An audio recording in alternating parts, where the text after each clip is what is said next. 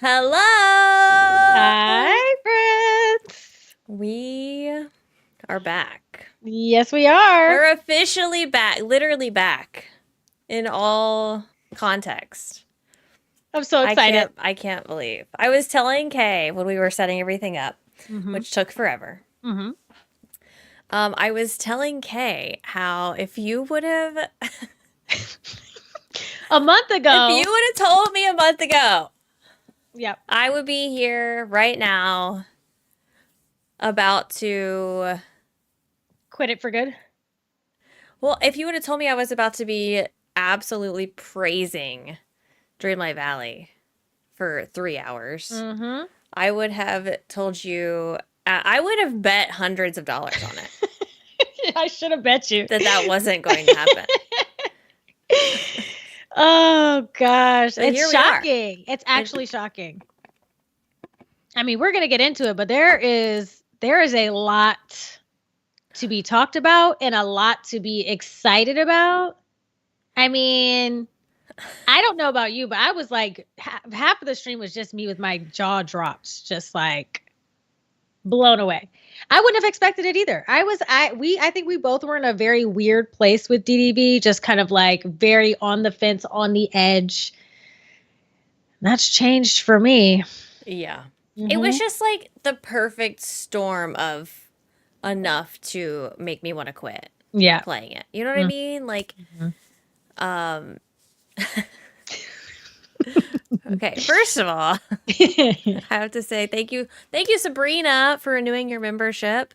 Argo, thank you for the 47 months. Argo Wow. says, here to hear about Kim's favorite game. Yay. And Bad Chris, thank you for the 21 months. This update deserves a round of applause. It does, actually. Yeah, it does. It really I would does. actually agree with that. Yes, absolutely. Yeah. And also, don't forget 500 likes and Kim's going to play DDV, right? Yeah, That's exactly. 500. That's what okay. I heard. Yeah, 500 likes. Kim's going to play DDV. It's going to be great. She is. Yeah. Yeah, Where are we going to start? I don't know.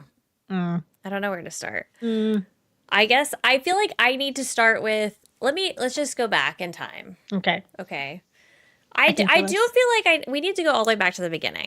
Back to the beginning. We're headed there together. We're Let's going go. back to the release Yeah. of Dreamlight Valley, right? Yes, the very beginning. I was not really super interested in playing Dreamlight Valley initially. Mm-hmm. And the only reason I gave it a shot is because they gave me a key Mm-hmm. to play it, right? Yep. Shout out my friend, what's his face at Game Loft at that one time they spoke to me. Okay. I got a key, right? So played it, ended up loving it. Mm-hmm. And I just need to remind everybody about all the blood, sweat, and tears of me loving the game that I put into the game Oh, yeah. prior to my fallout with DDV. It was Because like I feel super. like we're forgetting about my love for the game. I mean, we created a podcast based on the game. The love for the game. What those were the days, man. Those were the days. I feel like that is often left out of Yeah. these conversations because I just feel like there's always this mindset of like, Kato's a hater. She hates this game. I'm a realist, okay? And I'm going to tell you when your game sucks. And you're welcome, okay? You're freaking welcome because I told y'all it sucked and it did and they fixed it.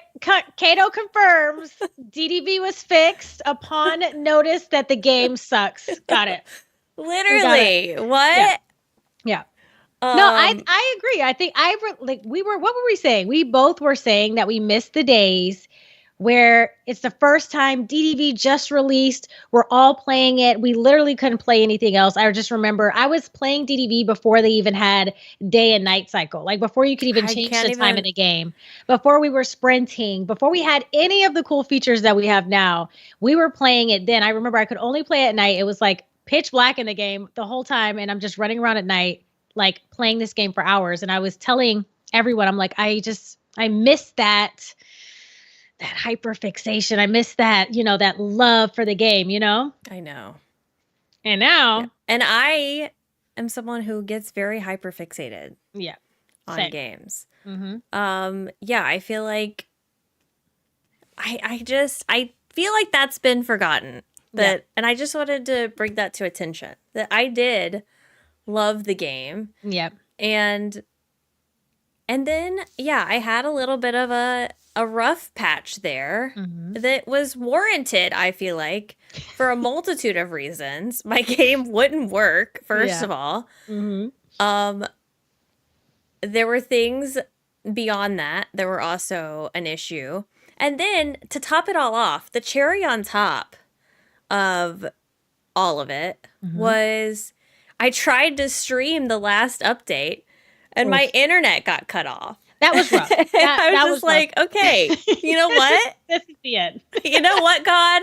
I won't do it. Okay? I actually hear you now. Thank you so much. I'm not going to stream it. Thank you. Oh my God. But yeah, I think I mentioned it last Valley Talk, because we were very excited after our last episode was talking about the showcase. And I made sure to remind everyone that we are all allowed to change our opinions. Yes. And so I think let's also normalize that it's okay to take a break from a game. Sometimes it's very healthy to just decide, maybe I'm not stepping away for good, but right now this game is not good for me to be playing. I'm not really enjoying it. And it's okay to say, I'm gone for now. I'll be back later if I want to be back later, or maybe not at all. But taking a break from a game is totally normal and it's good for you. It's healthy. See? Exactly. It's healthy. So healthy. Yeah. Because now we're back and we're better than ever. We're better than ever. Okay. Literally, I can't even believe. Oh God. Lisa, thank you for the 19 months, by the way. Gameloft said we needed Kato back. Time to step it up. Literally. What? Okay, this is my first question. I don't even know how to. This whole thing is just going to be us just so confused. We're going to be jumping around a lot. Yeah. Because we don't even know. Like, what happened? Between the Rift in Time DLC. Timu Isle, yes. Yes, Timu Isle. And Storybook Vale, which is a goddess who has descended from heaven. Literally, she is. What? I don't know who learned a lesson. And don't get me wrong, like, I'm a big fan of the Rift in Time DLC. I think they did a good job. Like, I was like very impressed when it first came out. I had a lot of fun. It was fun to play. But this is a new girl. Like, she's different. She's not on the same level, not on the same playing field. She is like blue Rift. Who is Rift in Time? Who's that? What DLC is that? Yeah. They fired someone, they hired someone new, and they said, you got to fix this. Literally.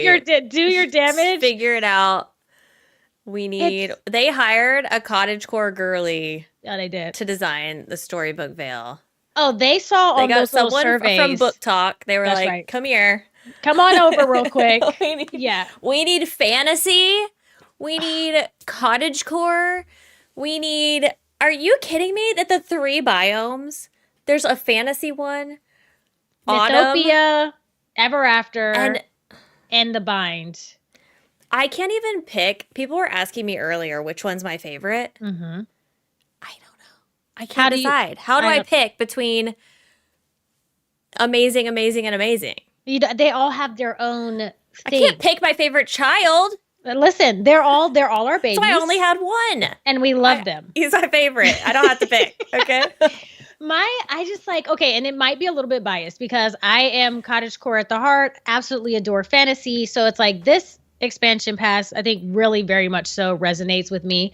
But I swear they looked at those surveys and all of us who had been clicking over and over Cottage Core, give us like they heard us. They were like, okay, well, let me give you an entire expansion pass with all of these, touching on all of this stuff. Because I mean, from the moment you land in Storybook Vale, and then you start hitting into the different biomes and seeing the different critters and all of the different resources you can gather and all the different elements and, you know, the vibes. It's just like, I told my chat the other day when we were streaming it, it's one of those things where it's like when you're in these biomes, it's the aesthetics, it's the sound, it's the music, and all of that makes you just want to stay in the game, like stay playing. It's super immersive. Like you just don't want to get off. You don't want to stop playing. Right. And that's just like a combination for excellence, in my opinion. So good. So good. So good. Look, if I would have known that this is what they were coming up with, I probably wouldn't have trashed them so hard for the star path, okay? It might have cut them a little bit of Maybe just a little bit of slack. I mean, it's still not great, in my opinion. They've been busy, though. So but I didn't know that instead of a Cottage Core star path, they were giving us a Cottage Core DLC. I'm telling you. I'm glad I didn't buy it, though, that star path. I'm glad. Well, I bought it, but I bought the cheaper version. I bought it. Definitely. I skipped it. I got the stuff I wanted, but I skipped most of it. I didn't stress myself with finishing. Yeah. But yeah, I just feel like there are a couple of things, but like besides that, there's nothing about this. Like you could not ask me, should I buy this or should I not? Like the answer is just yes. Yeah. It's just simply yes. You got to purchase it. Whether it's the $30 or the $50 doesn't matter. If you're playing DDV, you need this expansion pass in your game. That is the review. And if you have the means to do it, I feel like buying the $50 one now, you would totally get your money's worth. Because of all the extras that you get with the magical edition, plus the moonstones. 10,000 moonstones. And the early adopters thing, which I can show y'all. We have it here. Yeah. Here. So here is this is the magical edition. So this is the more expensive version. Yes. Of the DLC. So it comes with the DLC. Obviously, it has the house skin, these outfits, which are chef's kiss. So oh my gosh, so good. The 10,000 moonstones and the baby Pegasus. The little baby. Just such a baby. Yeah, I feel like the price point on this was right. I feel like it was pretty good, especially when you look at how much 10,000 moonstones would cost you actually in the game. I definitely How much is it in game? I think somebody said it was like 19. They did the math on it. It would have been like 19 or 20, almost like $20 US, I think. Okay. So yeah, you couple that with all of the content, all of the extra stuff that you get, I feel like it's a good price point. I don't think that you need this. Like you don't need this stuff. I feel like if you don't resonate with any of like the cosmetic stuff, then I would just stick to the $30 version. But I think both price points are fair for what you get. For what you get just immediately. I haven't even unlocked everything. So I just know there's so much more to come. And there's a part 2. Yeah. Yeah. And then if you get the DLC in the next like week or so, it's been a couple days now. I think initially it was like 10 days. You get this outfit, which for free. Let's see, it has play Dreamlight Valley and redeem by November 30th. Yeah, I already got these in the mail. 9 days. Yeah. Yeah. So cute. Yeah, it's adorable. So I love, and actually both the male and female outfits in this one is really cute. They both fit very well. I think they did. I mean, they're super detailed. Like I spent a little bit of time like zooming in, and everything is really, really detailed about these. So yeah, I really like those outfits as well. The socks and everything being individual pieces too. I was like, the socks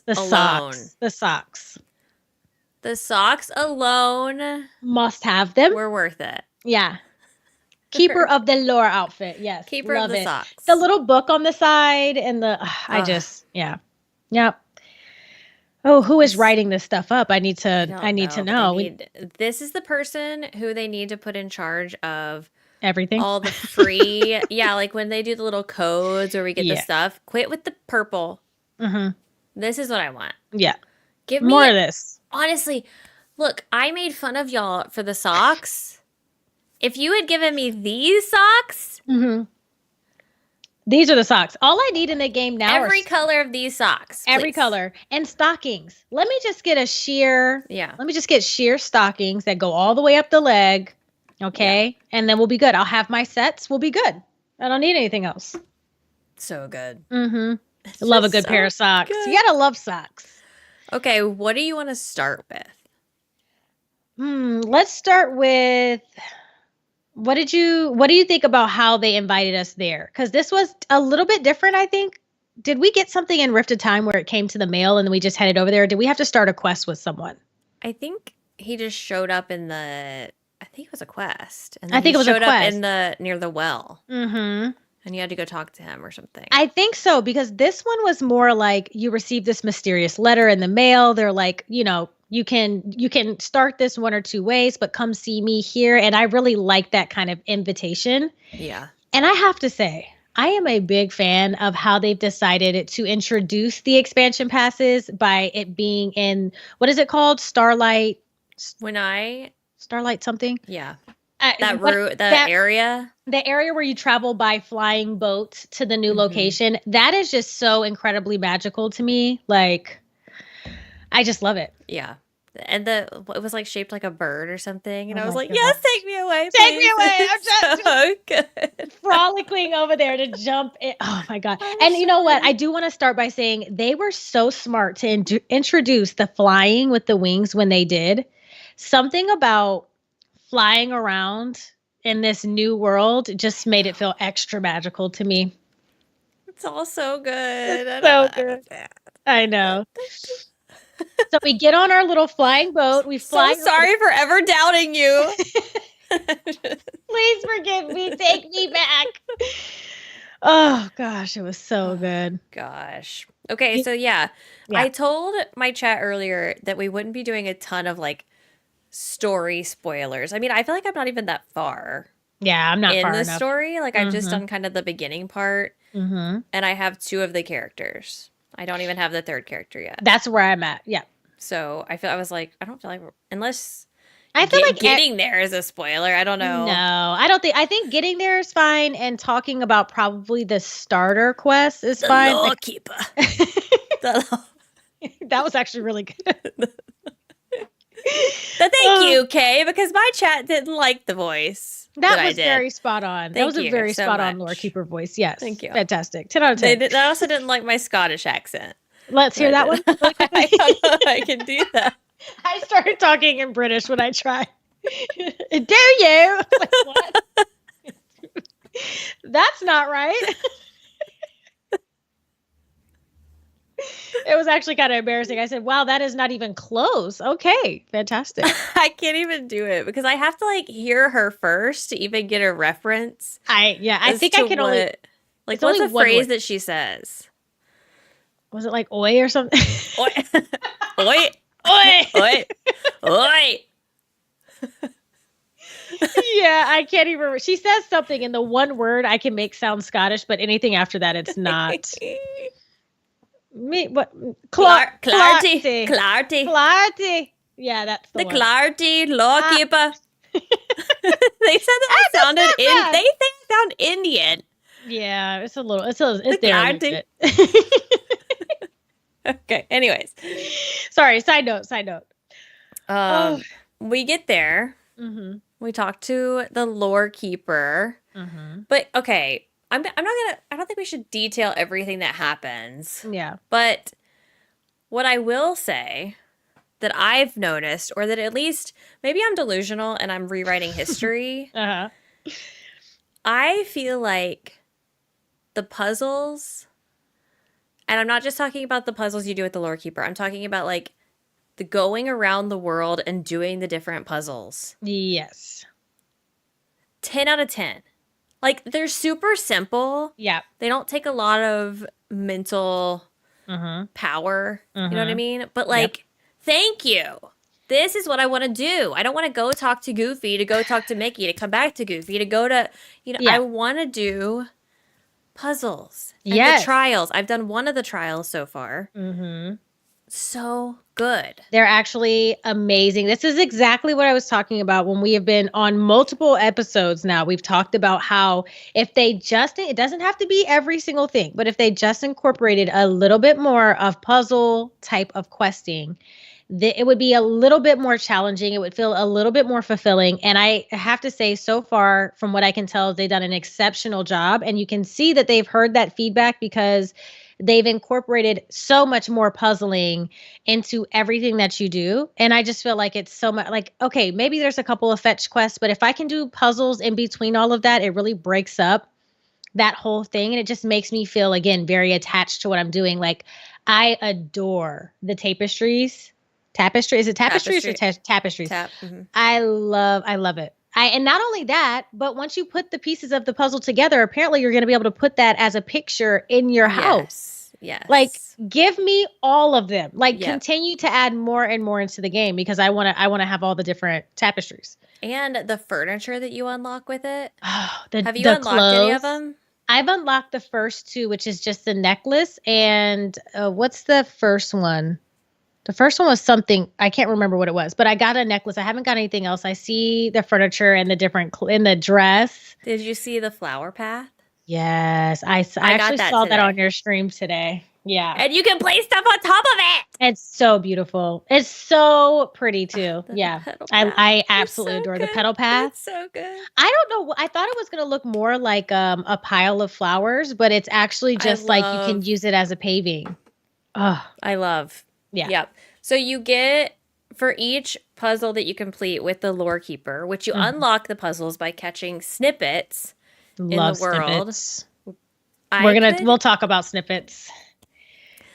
You get a reward for each. So not only do you get to keep the tapestry that you just put together, and it's so satisfying to do these puzzles too. Like, I'm a puzzle girly. Yeah. I love a puzzle. I've actually TikTok has been in my ear about this like puzzle thing that I can get that has like different sides, and then it has a cover that goes over your puzzle, so you can just like slide it away to store it. And I'm like, oh my gosh, I want to get a puzzle thing. Oh, that's so cool. The puzzles are so fun, but then you earn a reward for doing each one. Yep. And they're so good. Yeah. They're so good. They're so good. So it's like, it's fun to do, and then you reward me for doing something fun. Yeah. We need more of that. Thank you so much. Yes. Fun thing, reward. Yeah. Well, I feel like Pavlov's dogs here. And you know what's funny? Is like, here's a puzzle. I'm pretty sure the items that you get, except for like the dress and some of the other items, but like the furniture and stuff is actually items that you can craft, but they're just giving. And again, that's totally fine. I like the fact that you're just giving it to me and I don't have to craft at least even one. If I want to make another one, fine. But I love the fact that it's just something that you I want to get stuff. Yeah. Give me stuff, you know? And the flower one was one that was a landscaping item. So you don't even have to buy it again. Yeah. It's just landscape. I can just put as many as I want. Oh my gosh. The only thing suffering is your item limit at this point. Yes. But soon we will have the floating islands. So we could just, oh my gosh, just like decorate one island. Just one whole island, however you want. Are you kidding? Are you kidding? Have you the foliage that came in? This is the thing. This is why. Oh my gosh! Don't get me started on that. Ooh. Listen, when I tell you, I got into that menu and I started looking at the different foliage. When did you start looking? Because for me, I started looking when I first got there. I did too. So I hadn't unlocked anything. And I was freaking out about the first set of trees. Yeah. And I was happy. And I was like, yes, this is so great. I have these basic trees. Uh-huh. And then I unlocked the next area. Mm-hmm. And then they added more. More, yeah. And then I go to the third area. Mm-hmm. And there was more, plus the windmill. Oh my God, don't get me started on the windmill. They'll be everywhere. Doing everything in every biome. Literally. Don't care. They're going to go everywhere. Need to fill in a gap? Let me just throw a windmill right here. I know. Why not? Yeah. It's so good. It's just like, I don't know. I'm kind of baffled. I'm like, how long were y'all working on this? Because, and this is why I tell people to, the expansion passes, I think they're worth the money, because if you just take a look at the new decorative craftable items that you get, there is so much that you can do with the items that come in just these, basic expansion packs. So I'm just like, after I was looking at that, even did you check the mushrooms? Yes. At night? Oh, the ones that glow? Yeah. Yeah. Hello? Yep, I've seen. I was like, they're literally going to go everywhere. I'm just like, I'm so obsessed with how much thought they put into and how different everything is, the different types of trees, the different colors. Like you could really make your valley look like autumn. If you go in I Mythopia, know. Oh my it looks gosh. very much like autumn. They gave you a leaf pile that's orange instead of I that. know. Yeah, it's just it's so good. And I think somebody might have just mentioned this in chat, but I saw a picture on Twitter today of a mushroom circle. Have you seen it? I saw. I don't remember where I saw that. But I think maybe you Shit. replied to it. Yeah. I reposted it, but excuse me. Yep. I saw that. Let's Scrooge's shop. Screw, just stop. Scrooge's shop. 3 versions? Excuse. 3 Scrooges? Okay, first of all, Of course yes. Teddy got it today, please. Oh yeah, I mean, is anybody shocked by that? Not at all. Let me throw my Wait, positive potato at you. I thought that was like, is that a potato? Instead of tomatoes, we throw positive potatoes. Positive potatoes. I just have this with me just in case I start to get negative about anything. There you go. I can remember. Yeah, hold it in your lap. Less haters, more taters. Oh, so sweet. Oh my gosh. I'm like, I don't know. I'm just like, when I walked into the shop, first of all, when they told us we get to shop 3 different stores with 3 different sets of merchandise, I was like, great. Then they said, oh, by the way, Scrooge has a new look in this new area now. Thank you so much. I love you. I could kiss you. And then you go inside and you see the new merch for the day. I know. And that freaking newspaper dress audibly gasped and screamed on my stream. I can't even believe that's what was there. Who made that? Who designed know. it? I give you a kiss same right girly. Now. It had to be her. It had to be It was her. It's just one girl designing this whole thing. She's in this chat right now. She's here. We thank you so much. We thank you and love you. If you want to get married, just let me know. Because actually, can you come decorate my office, please? I'll hire you. Yeah, tell us what your prices are. It's fine. Like I just was like, this is so. And DDV has normally on most things done a really good job with how they look in the game, but this dress was just like the right aesthetic. Storybook Vale, you've got this newspaper-esque dress on. Like it just adds to that. Like I'm a very aesthetic person. So it's like I want to be able to, style my character to the environment that we're in. Like it all adds to it for me. So I was just like, when I saw that, I was like, oh my God. I was losing it. Literally losing it. It's so beautiful. So good. Mm-hmm. And see, but that, okay. Mm-hmm. I want that feeling for an extended period of time. Yeah. Like I don't know this for a fact because I've only played for 2 days, only been out 2 days. Yeah. I just hope that there's a couple more things. Like I want to be surprised. Like today, again, I went in there and I was so happy because I got the wings. Yep, me too. Mm-hmm. And, there's the paper dress, there's the paper coat. Did you see the backpack? There's the backpack, but I put it on. Did you put it on? It's not looking good for that one. Not good with the backpack. It's giving gaps. Yeah, there's a how's it hanging on? I'm confused. So cute. So displayed. Not she's not. Yeah, she's not really executing on the over the shoulder. No, she's not. Adorable backpack from the back though. Yes. Do love that. Yeah. They must not have tried it on when they were designing. It's okay. Yeah. You get a pass. Yeah, it's okay. We don't care about the backpack. We've got wings. But I want that feeling. Mm-hmm. Give me at least a week's worth of new clothes for that feeling with each DLC, especially like the DLCs. Mm-hmm. Like, I understand with the free Hello. I understand with the free updates, like maybe they're less inclined, but like I just paid. Like we need more some clothes. More like, clothes. I want also add more hairs. It doesn't have to just be clothes, but like add again, we got that hair that comes with the friendship quest, but I want more hairstyles. Give me another bun. We want more. Give me long pigtails. I don't know. Do some. There's so many different hairstyles you could do. Like it doesn't matter what it is as long as it's a new hair. Like people would love it. That's one thing I loved about Tiana Star Path. How many hairstyles came in it? Like that was awesome. But yeah, I agree. Add hairs, more clothes. Yes. Whatever you got to do. We just want more stuff. Like, did they not see how excited we are about stuff? Give us more stuff. What's the issue here? I still keep waiting. Okay, let's talk about more stuff. We also got the addition. They, with the last update, I guess it was, they added the ability for us to hold tools in photos. But this one, they added the ability for us to do the flying gliding pose in the camera mode, which 20 out of 10.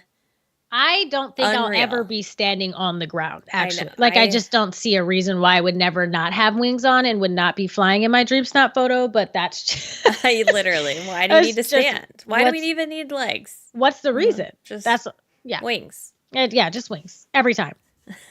Yeah, Wings I love that I will say the poses for the tools, there's really not a whole lot to it, but I do love that they were like, new tool, add another pose in the game and then give them the wings. Like, did you test it with a surfboard or anything? Because I only tested it with the wings. I didn't even think to use. I've accidentally done it with just like the normal gliding, and you're just kind of like there.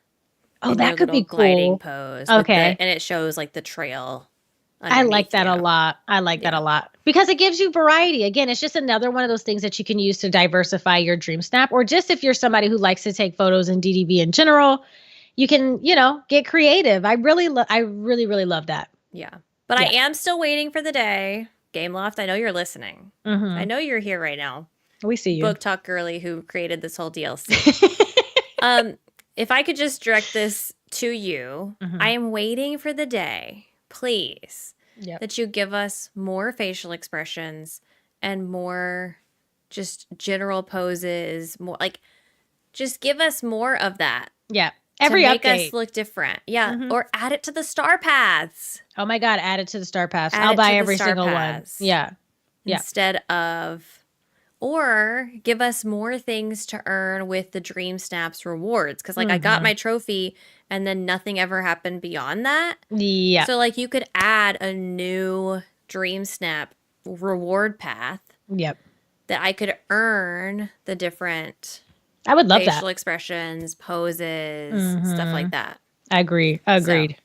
Alanis says, I wish the character would lower that knee while flying. And I totally agree. The only thing I wish about the flying pose, which I hate to say anything like, I wish you would have given us something else because they really did do such a great job. But I would love for the flying pose to have a little bit of variety where she kind of like your character would like move a little bit. Like, so they stay in the little knee, then the leg drops and maybe they go back into it. Something to give you just a little bit more variety while you're floating there.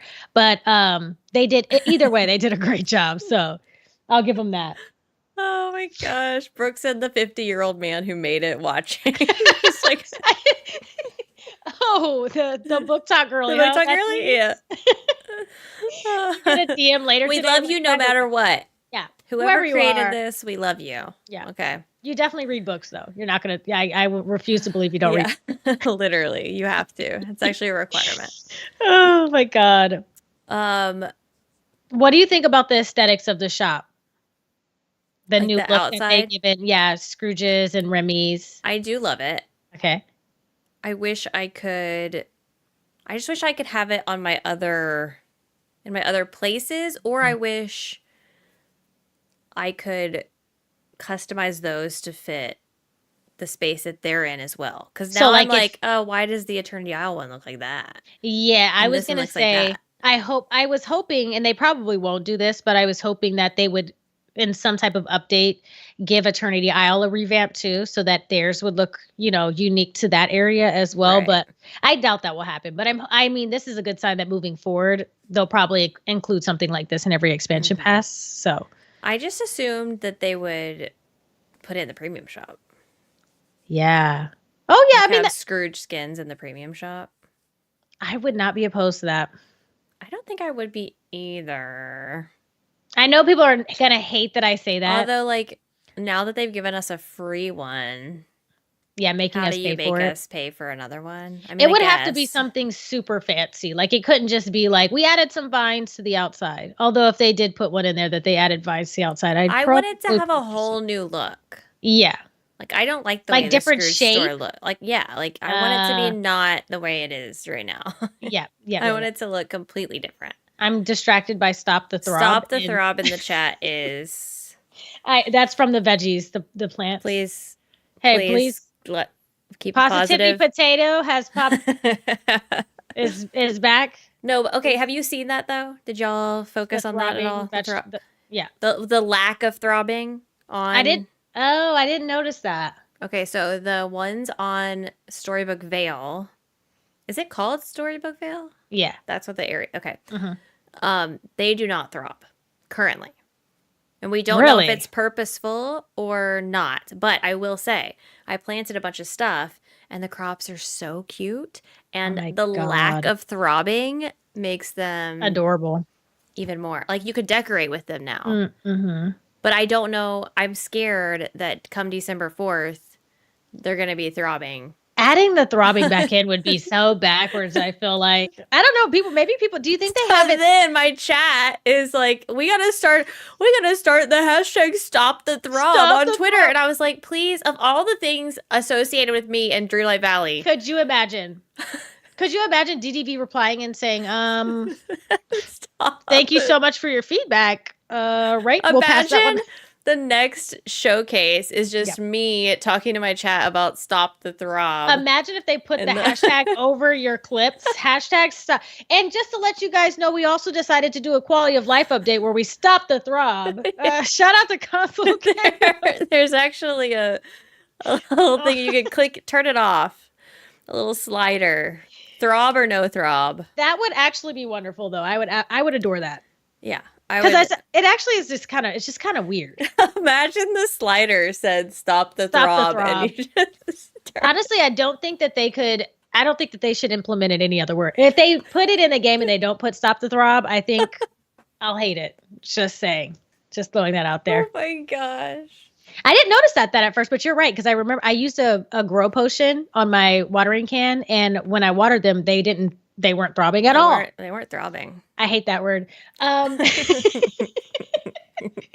But the plants are so pretty. They're so pretty. The ones in the bind. What is that? That one is it? It's not barley. It's the other one that has the pink little flowers on it. That's what I grew today. They'll be planted. I don't know if it's like the chia or the. I think it's a chia seed. Oh, planted so everywhere. Cute. Oh, a whole garden full of them. Yeah. Have you seen the beans in Ever After? They have these little I think they're green beans or some type of pea, and they grow on a stick. So it's almost like the grapevine, but it has like a stick that comes up and the little green peas hang off it's so pretty. I don't know if I have seen that. Oh, they're so beautiful. They're so beautiful. And the yellow potion that's in Mythopia, it's ambrosia. Oh, the ambrosia, yeah. Did you? When I saw ambrosia, I was like, it's Dan made this. This is Dan's ambrosia. Ambrosia, yes.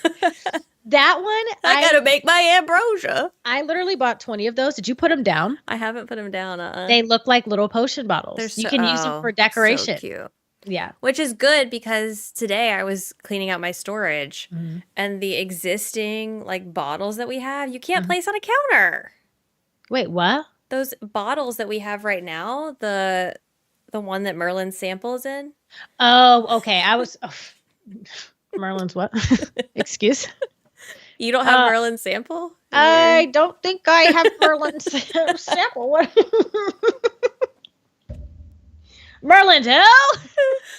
Well, I'm sorry. That's what it is. It's Merlin's sample, and I don't know what it is, but it's in my storage. You need to get that out of there. Can you sell it? Can you sell the sample? I don't think I'm trying to sell the sample because I don't know if Goofy would take it, first of all. I don't like the word sample anymore either. It's a quest. Now I need to see if Merlin's sample exists in one of my storage chests. I bet it's in there. I bet it's in a junk chest somewhere. I don't like sample and there being in the same sentence. I think those two should be Merlin snuck into your storage one night and left that in there. Oh, it's getting worse. Anyway, those bottles that goes in. Yep. Will not go on the table. But you can place down the, what are the things called? The potions for your tools. I think, I don't know if I tried, but. Okay, those I think you can place on a counter. Okay, yep. This is gone to a completely deranged section. Chat, y'all behave now, okay? but I think that was another thing I saw that like looked really cool. I was like, the first thing I did was I placed them down. I'm like, oh my God, making a potion room is going to be so easy now because I could just buy 100 of these and place them everywhere. So they look great. Yeah. So good. All of the growable and the diversity in. There's so much stuff. I haven't even thought about. I know you were doing the storage for that stuff. Oh yeah. I finally just got my storage for the main valley. Oh my God. Organized. Yep. Mm-hmm. I don't even have it decorated completely, but I do have it organized. And then I got to work on Eternity Isle storage, and then I'm going to work on. Why don't you work on Storybook Vale and then who's Eternity Isle? I'll never do it if I do it that way. Doesn't matter. You're never going back there, you know? What's the reason? You'll never need that You'll stuff never anyway. need that stuff. No, but I get it. Trying to make sure you're organized everywhere. And I asked my chat, I did a poll today about storage. Mm-hmm. And the lowest number was an individual storage house. Wow. Oh, I didn't know today was going to be attacked personally. The highest number, which is what I do, is the individual storage floor in your main house. You guys don't know what you're talking about. But a lot of people, you want to hear what a lot of people do? What do they do? Outdoor storage. Absolutely not. No. Why? Why would you do that? Why would you do that? I'm not knocking you guys. I just don't. I'm just gonna say I don't know if you guys know what you're talking about. Okay, I get it. You don't want to go through the door and have a little mini loading screen. It's like 2 seconds. Come on, everybody. Can I just spin this really quick? Think about this, okay? You have all of these house skins that you've bought from the premium shop using your moonstones that you got from doing your dream snaps. Okay. So what are you going to do with those? Where are you putting them? When you go and decorate them cutely. You're going to decorate all of them cutely. Of course. Why would you not dedicate one to just having all the unique storage of the DLC that you're playing? Because then I have to go all the way to the other place. That's true. To put all the stuff away. True, but then you would always have a reason to come back and admire your purchase. You've spent money on these DLCs. Wouldn't it be nice to come back and see, look at this beautiful Rift in Time. Look at this beautiful Storybook Vale. Is that what you're doing right now? You're going, look at this beautiful Rift in Time, and you're going to visit your storage house? I actually have made my storage houses so beautiful on the inside, I might say, that when I go back to go look at Eric's ship and look at your stuff? Yeah. I go look at Eric's ship and I say, wow, this is so beautiful in here. It's a little time consuming. Okay. Yeah, you want to go back to Timu Isle? I do. No, I get it. It is more convenient to have it all in one house, though. I will say that. But I just like the idea of a storage house on the actual. I know I'm in the minority. So where do you have your? Okay. So you have your main house. Yes. Is your storage for your valley in your main house? Yes. Or it's in a separate house? The storage for my valley is all in my main house. And I also include things in the main house that might, like the glimmer and stuff like that is in my main house. So, see, I think if I was going to do it your way, I would have to be consistent in the valley too. And have a separate storage house for valley stuff. What would you put in your main house? Just decorative? Just decorate it. That would be cute. That's actually not a bad idea. Yeah. And then but I do my main house because my main house always exists on the DLC too. So if I ever need something from my regular valley, I'm still in the same area and I don't have to go all the way back to Dreamlight Valley. If that makes sense. Right. Yeah. And it does. That's why I have all my storage in my one house. To be fair, you can also put your storage house back in your inventory and place it down wherever you're at. Okay. And all your stuff is inside. But you're still having to go back to the other place to grab the house, to remove it, to then go back to place it. Well, so you might as well just walk inside and get it. Okay, listen, I don't need logic in this conversation. That's a little too much for what I bargained for. What I'm saying is do the aesthetic thing that takes more time, okay? Yeah. Full stop. I mean, you've almost convinced me, actually. I think you should try it at least once, But that is so much effort. If I could just put can I put all my stuff in my pockets? I wish I could just copy and paste a floor and put it in a house. Oh, yeah. I wish I could do that too. Like you could choose which floors you want in your house. That would be nice. Like, let me just, go here. Mm-hmm. And I don't know, because it's just too much work. I will say that they have made it to where you don't have to go back to put it in your inventory. Like if I'm in my valley and I need my storage house from one of the DLCs, if I click that house skin, it'll say, are you sure you want to remove this from Storybook Vale? And then you just click yes, and then it appears and you can place it down. The only thing is you have to put it back. So then it's kind of like, it's a bit much. But yeah, I think it's nice to have options either way. Yeah. You should try it. Do it. Doesn't Kay have 147 floors in her main house? Whoa. Oh, that's a lot. That was a mistake. I'm kind of scarred by that still. I did buy 30 floors and reduce my star coins down to 7K once. It was fun. You can't remove a floor, can you? No, you cannot. I can confirm I have all 20 whatever floors in my house What are you doing? I can't tell you. I lost control of it was an outer body experience. Were you doing it on purpose, or you were just like? I told myself I wanted to build an attic, and in my mind, you're trying to get to the top floor. I was trying to get to the top floor, and I didn't realize that every time you were increasing a floor, it cost more money. And so I was just hitting the button over and over, thinking, "Oh, I've got plenty of money. Like this is no big deal." Until I saw I had like 5K left. It's a traumatic experience. Yes. Yeah, I bet. 110 million coins later. Sorry, huge detour. I kind of wish you could delete floors. Yeah, get your money back. Yeah, and just like, I don't like having all the floors. Yeah. Mm-hmm. I think I only have 5, though. I have, you know how many I have. Too many. Digital, thank you so much for the super chat. Excited to catch Valley Talk. Love the Vale so far. I need to see a reason to come back to the Isle and the Realms. I'm confused with the premium shop. Why not match the DLC or add items to go alongside it? Why not match the DLC? Like, why not have... Hello, I think they're asking, why not have premium shop items that match the DLC? Oh, I will say that I was kind of let down by the premium shop. Did you buy anything? No. I was thinking about buying something.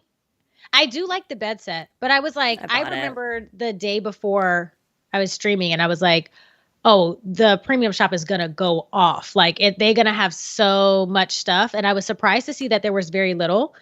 I do think that it might have been waiting. I think it'd have been a bad idea that the day they released the DLC, they put DLC related items in the premium shop, because it just kind of feels scummy for people who maybe it's not purchasing it or can't purchase it at that time. I don't know if it's kind of just like not a smart move, but I do think they'll have stuff similar to it. But I also feel like people would be inclined, even if they're not purchasing the DLC, to get stuff that's like themed after it, because it's cute no matter what. Like you don't have to be a part of the DLC to wear the cute stuff or to have cute stuff. You know, cute stuff. I think they're gonna pop off for the update. I think the premium shop will. Oh yeah, maybe that's what they're saving it for that December 4th. Like they're gonna have the premium shop, they're gonna have the new Star Path, like they're gonna go off. I do kind of wonder if it's gonna be more like Christmassy premium shop though. I think so. Maybe more wintry, more than Christmassy. I do think that they're going to be bringing back any of the Christmas items that we've had previously. We'll probably even see some Star Path stuff in there. Like I could totally see that dress we got for that one Star Path, the Witcher Star Path, that I could totally see them adding that in there for people to get. That one dress that we got, immediately I know what you're talking about. Yeah. Oh yeah, you know. Yep. I think they'll also add like the Christmas trees. Those really popular ones, because I think, when did they add purchasing Star Path items in the premium shop? It was a couple updates. Was it this year? year? It was this year. No. So yeah, so they have not done it for Christmas items yet. I think they are going to really push, because those were some of the items that people were the most upset about. Yeah, it came with that Toy Story Star Path, that update, and it had all the rides and stuff. That's when Ooh, that was the beginning of the end for me. Oh yeah, that was the start. Oof. That was a rough time. We don't talk about her. She's in our past. We don't talk about her. Oh my gosh. But yeah, I was kind of shocked not to see anything. But I do think the stuff that was in the premium shop for the DLC or when the DLC dropped was nice too, though. It did have some nice stuff. Yeah, and some I got nice that repeats. pink set. The pink set was nice. Is that what you used in your Dream Snap? Yeah. Raise your hand in chat if you did your Dream Snap already. Did you? No. You didn't? Wow. I like to wait till the very last minute. That's my thing, you know? Wow. Because I did mine last week too. For did last. you? Mm-hmm. Well, I've got like 20,000 moonstones or something. So. Excuse me? I think I have 14,000. Excuse? Maybe less now that I bought that thing. Well, I mean, I got 10,000. I already had like 10K and then I got 10K from the purchasing the thing. So I was like, I don't really need to do Dream Snaps if I don't want to right now. So living my best life. Okay. You know? Yeah. I am a little, I will say. Just burn me, just light me up on this stick because I'm a little tempted. Mm-hmm. I'm a little tempted. No, ma'am. If you're about to say what you're about to say. I'm a little tempted to buy that Moonstone Bundle. No, absolutely not. No. I'm trying really hard not to, out of principle. Out of principle. Can someone tell her? Can someone please? That will definitely get me canceled. There will literally be a clip on Twitter of me saying, I will never do that. And then it'll cut to me buying the Moonstones. I mean, I get why you want it. The outfit is adorable. Like, don't get me wrong. It's super cute. I just am like, what if I need Moonstones? I'm not going to do it. I'm not going to do it. I'm not going to do it. No. The only way I would do it is if I think it's gone anyway. It'll be gone anyway. So it's going to be gone soon, I think. Yeah. I think on December 4th it goes, like before that. Update. I mean, listen, I'm not knocking you if you want to buy it. It's your money. If you want the outfit, it has sheer lace stockings. When I saw the stockings, I almost bought it for the stockings, but I was like, I cannot spend $30 on stockings. Like, that's just crazy. Like, but if you need the Moonstones, we talked about this before. But it's the principle of it. It is. I'm annoyed that they did that.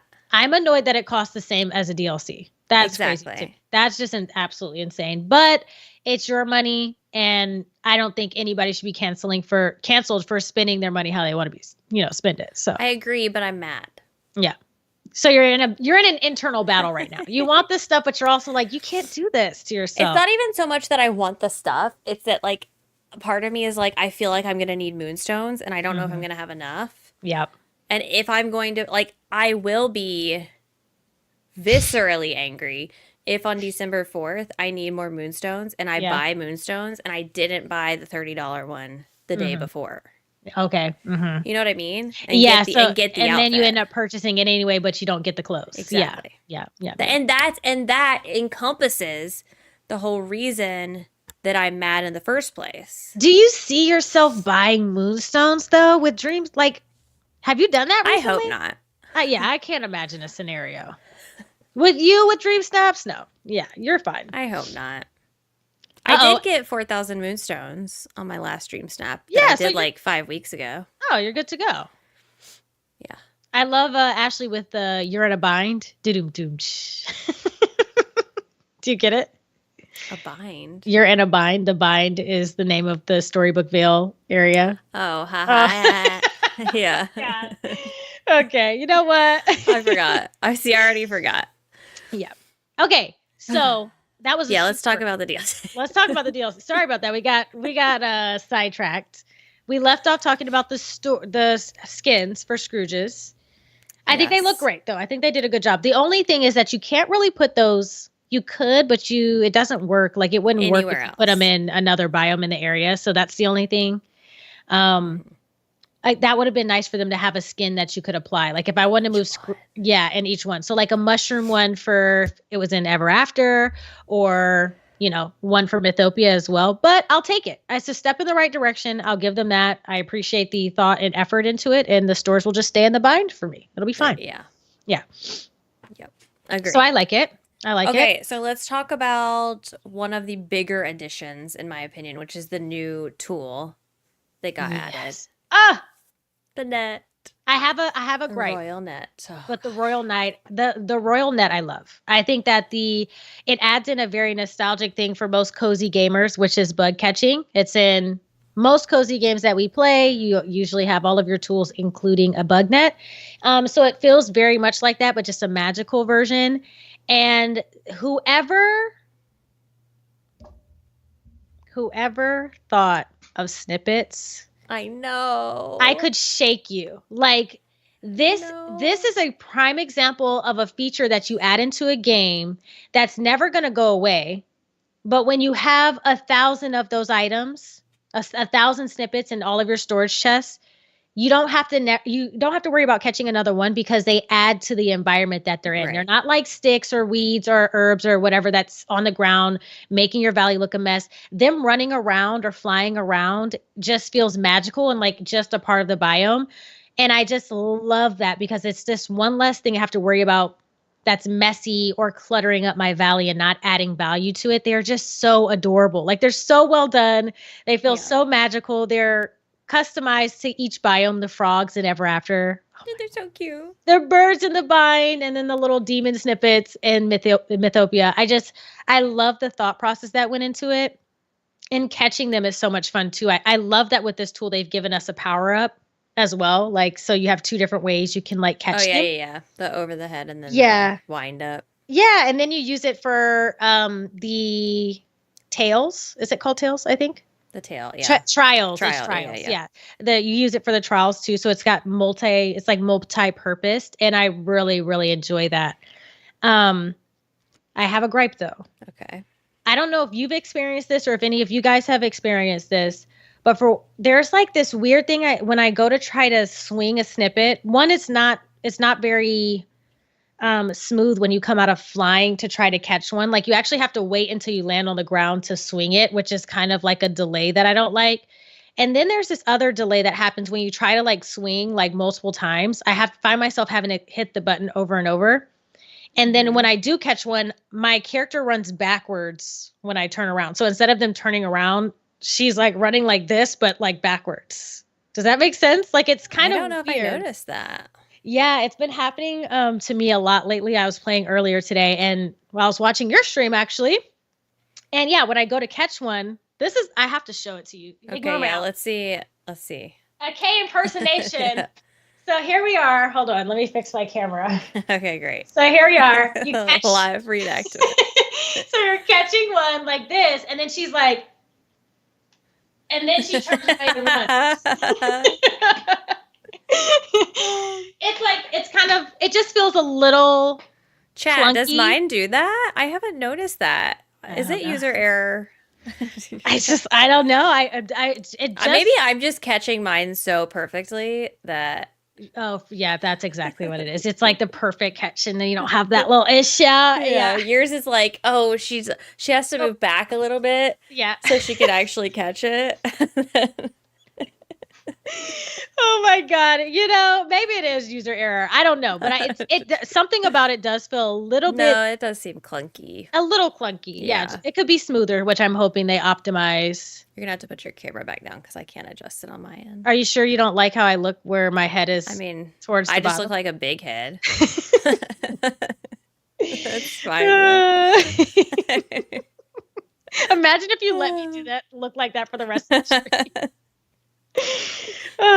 Oh my gosh. But yeah, outside of that, I really don't have a complaint. They do need to fix it, I think. But for me personally, I think that everything about the tool I love. I love the little letters that come out when you catch them and there's like little magical effect. And I love that some of the snippets are a little bit more challenging. Like you have to hit them more than once and then follow them to like catch them. But it's one of those things where it's like you don't really get tired of doing it.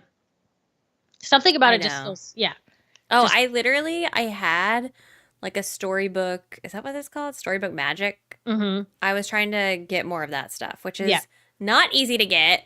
It is very difficult to get for some reason. It feels like kind of a gripe. Mm-hmm. It was like, I was like 20 snippets away from getting multiple of them. And I was just like, oh, let me just go catch 20 snippets. I love catching them. Yeah, they're fun. It's so much better than fishing or any of that. Yeah, I agree. It's definitely better than fishing. Bless you. Thank you. It's definitely better than fishing for me. I like it better than time bending. Oh, I hate time bending. Yeah, I can't stand time bending anymore. I loved it at first, and now it just feels like too much. It's such a pain. Yeah. And I hate the little orbs. Yeah. Even the small ones. I don't like them. I just don't. I wish that they would have just made it a press and click, and I can just run in the direction while it's showing me. I hate that I have to hit it over and over to try to spot the area that it is. Did they not change that? Because I know they changed the fishing one. They did. They changed something, but it doesn't change the fact that you have to press the button and then it'll go away, and you have to press the button again to get the marker to show back up to show you the direction. They did change something about it though. So yeah, but in comparison to a lot of the other tools. Oh, I love it. And the net is my favorite by far. The net is definitely my favorite. And I think tool skins for those is going to look really good. So cute. Do you think they're going to reskin them? Skin the ones that we already have? They have to. I mean, they have to too. You did it with the other thing. Yes. And it may not come right now, but I do think that it makes sense that they reskin it eventually. I think by the time, I think when they reappear in the premium shop, that's when we get each one. Yep. If we had it before. Yep. What would you, so 10 out of 10 for? The snippets? Yeah. 10 out of 10. Love them. No notes. And you can put them on tables. Oh, and they're so cute. Yeah. So I already have a little storage area. And they're just they have purpose. They have multi-purposes. You have to catch them to unlock the tapestry puzzles, and you can craft with them. Yep. And I just like everything associated with the snippets and the whole mechanic. Agreed. And like you said, they're just part of the world, and it's not. I don't like.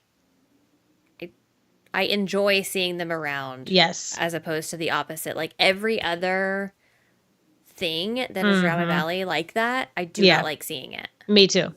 They've done that same thing with those logs in the bind. Have you noticed those glowy, mossy logs that appear that you're supposed to? I have. I don't mind those as much as I mind. Again, okay, so another example is pine cones. Instead of sticks, you have pine cones on the ground. It's I don't have to pick this stuff up if I don't want to because aesthetically they add to the environment. It's cute, yeah. I hate the fact that my valley can never be clean. There's night thorns, there's sticks, there's freaking oregano or whatever is sticking out of the ground everywhere. And it just always feels messy to me. The fact that, in these new biomes, they have mushrooms and pine cones. It's just very aesthetically, I could just run right past it and think, oh, this is just part of the environment. Right. Which I love. Yeah. The only one that's a little weird eye-catching to me is the lightning bolt. The lightning bolt is not my favorite. They're fine. Yeah, I get them. But they're very themed. They're very Hades themed. They're very, very Disney. Yes. And that area is not. Yeah. And so it's just kind of, it sticks out a little more than everything else. I don't hate it. Yeah. I do wonder if I start decorating that area, if I'll be ugh, get these get out of here. Yeah. I think I will because they look a little bit too cartoony for such a beautiful area. Yeah. Teddy mentioned the ink. Don't love it. The inkies. Listen, here's my thing. And I'm going to go on a little tangent about it because the ink, I get it. It works perfectly with the stories. It's ink instead of whatever else they work. I need it to go away though. Literally go away. When I finish the storyline, I need the ink to never reappear in my valley again.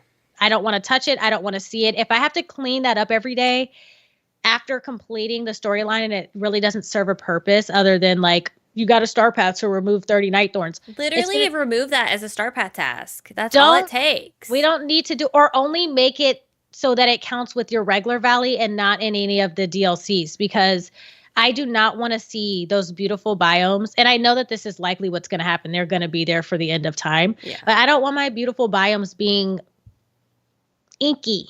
Yeah. Get them out of here. I don't want the inkies. Yeah. Down with the inkies. Out with the inkies.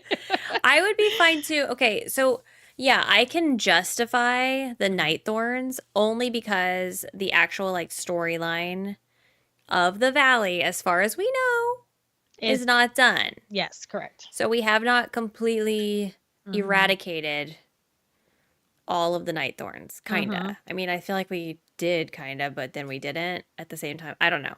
Anyways, We're all I can confused about that. justify it.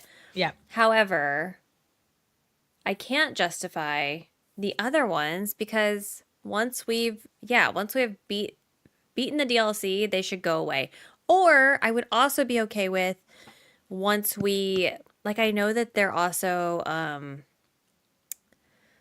not Dreamlight duties, whatever the version is on each one. You Mm-hmm. have like the duties. Yeah.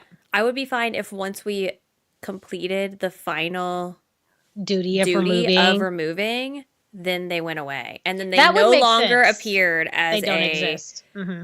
as a daily duty for you to do Yeah. because you've completed them all. You've gotten all of the stuff from those. Okay, they're gone. Yes. Agreed.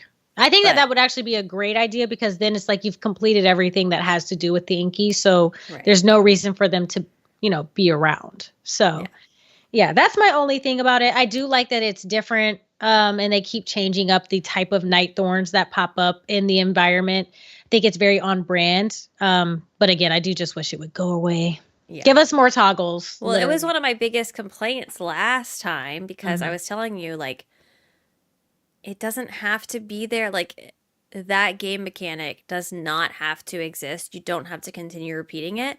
I will say, I haven't noticed it as much because I've been so Infatuated I've with. been so pleased with Yeah. everything else that Yeah, I same. haven't even thought about the Inkies. Like Yeah. I got rid of the first ones and then I think I've just been kind of like subconsciously doing it. Yeah, not even And noticing them. Mm-hmm. it hasn't been a big deal. I think the only time it's really going to matter is when we've completed the storyline and you're running around and you're just like, why are they still here? Yeah. Right now they serve a purpose still.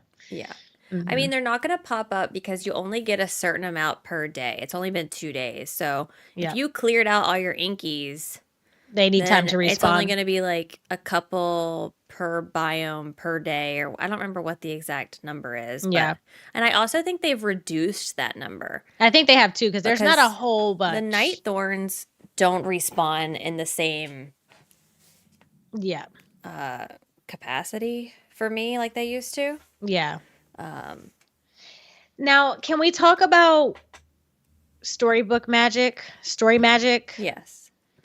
What is it about the story magic that's so difficult to collect? Because I find myself, like when I'm streaming, I find myself grinding, which is part of DDV, but something about it just feels like I feel like I can get Dreamlight a whole lot faster than I can get story magic. There's another way to collect Dreamlight, isn't it? You can craft Dreamlight. You can do your daily duties. Oh, yeah. They're saying... I think we also just get it. But you don't get Dreamlight from... I don't think so. Clearing out Night Thorns. I don't think so. They're saying we do. Dreamlight we can get from Night Thorns. I'm trying to think. Are you sure that's not a star path? Not a star path, but a Dreamlight duty? I don't know. Something about it seems different from Dreamlight because Dreamlight just feels easier to collect. Well, I know that Mist you would get from that's the getting one. rid of the things. Mist you get from clearing out certain things, which I really like because that was a little bit of a faster way to collect Mist.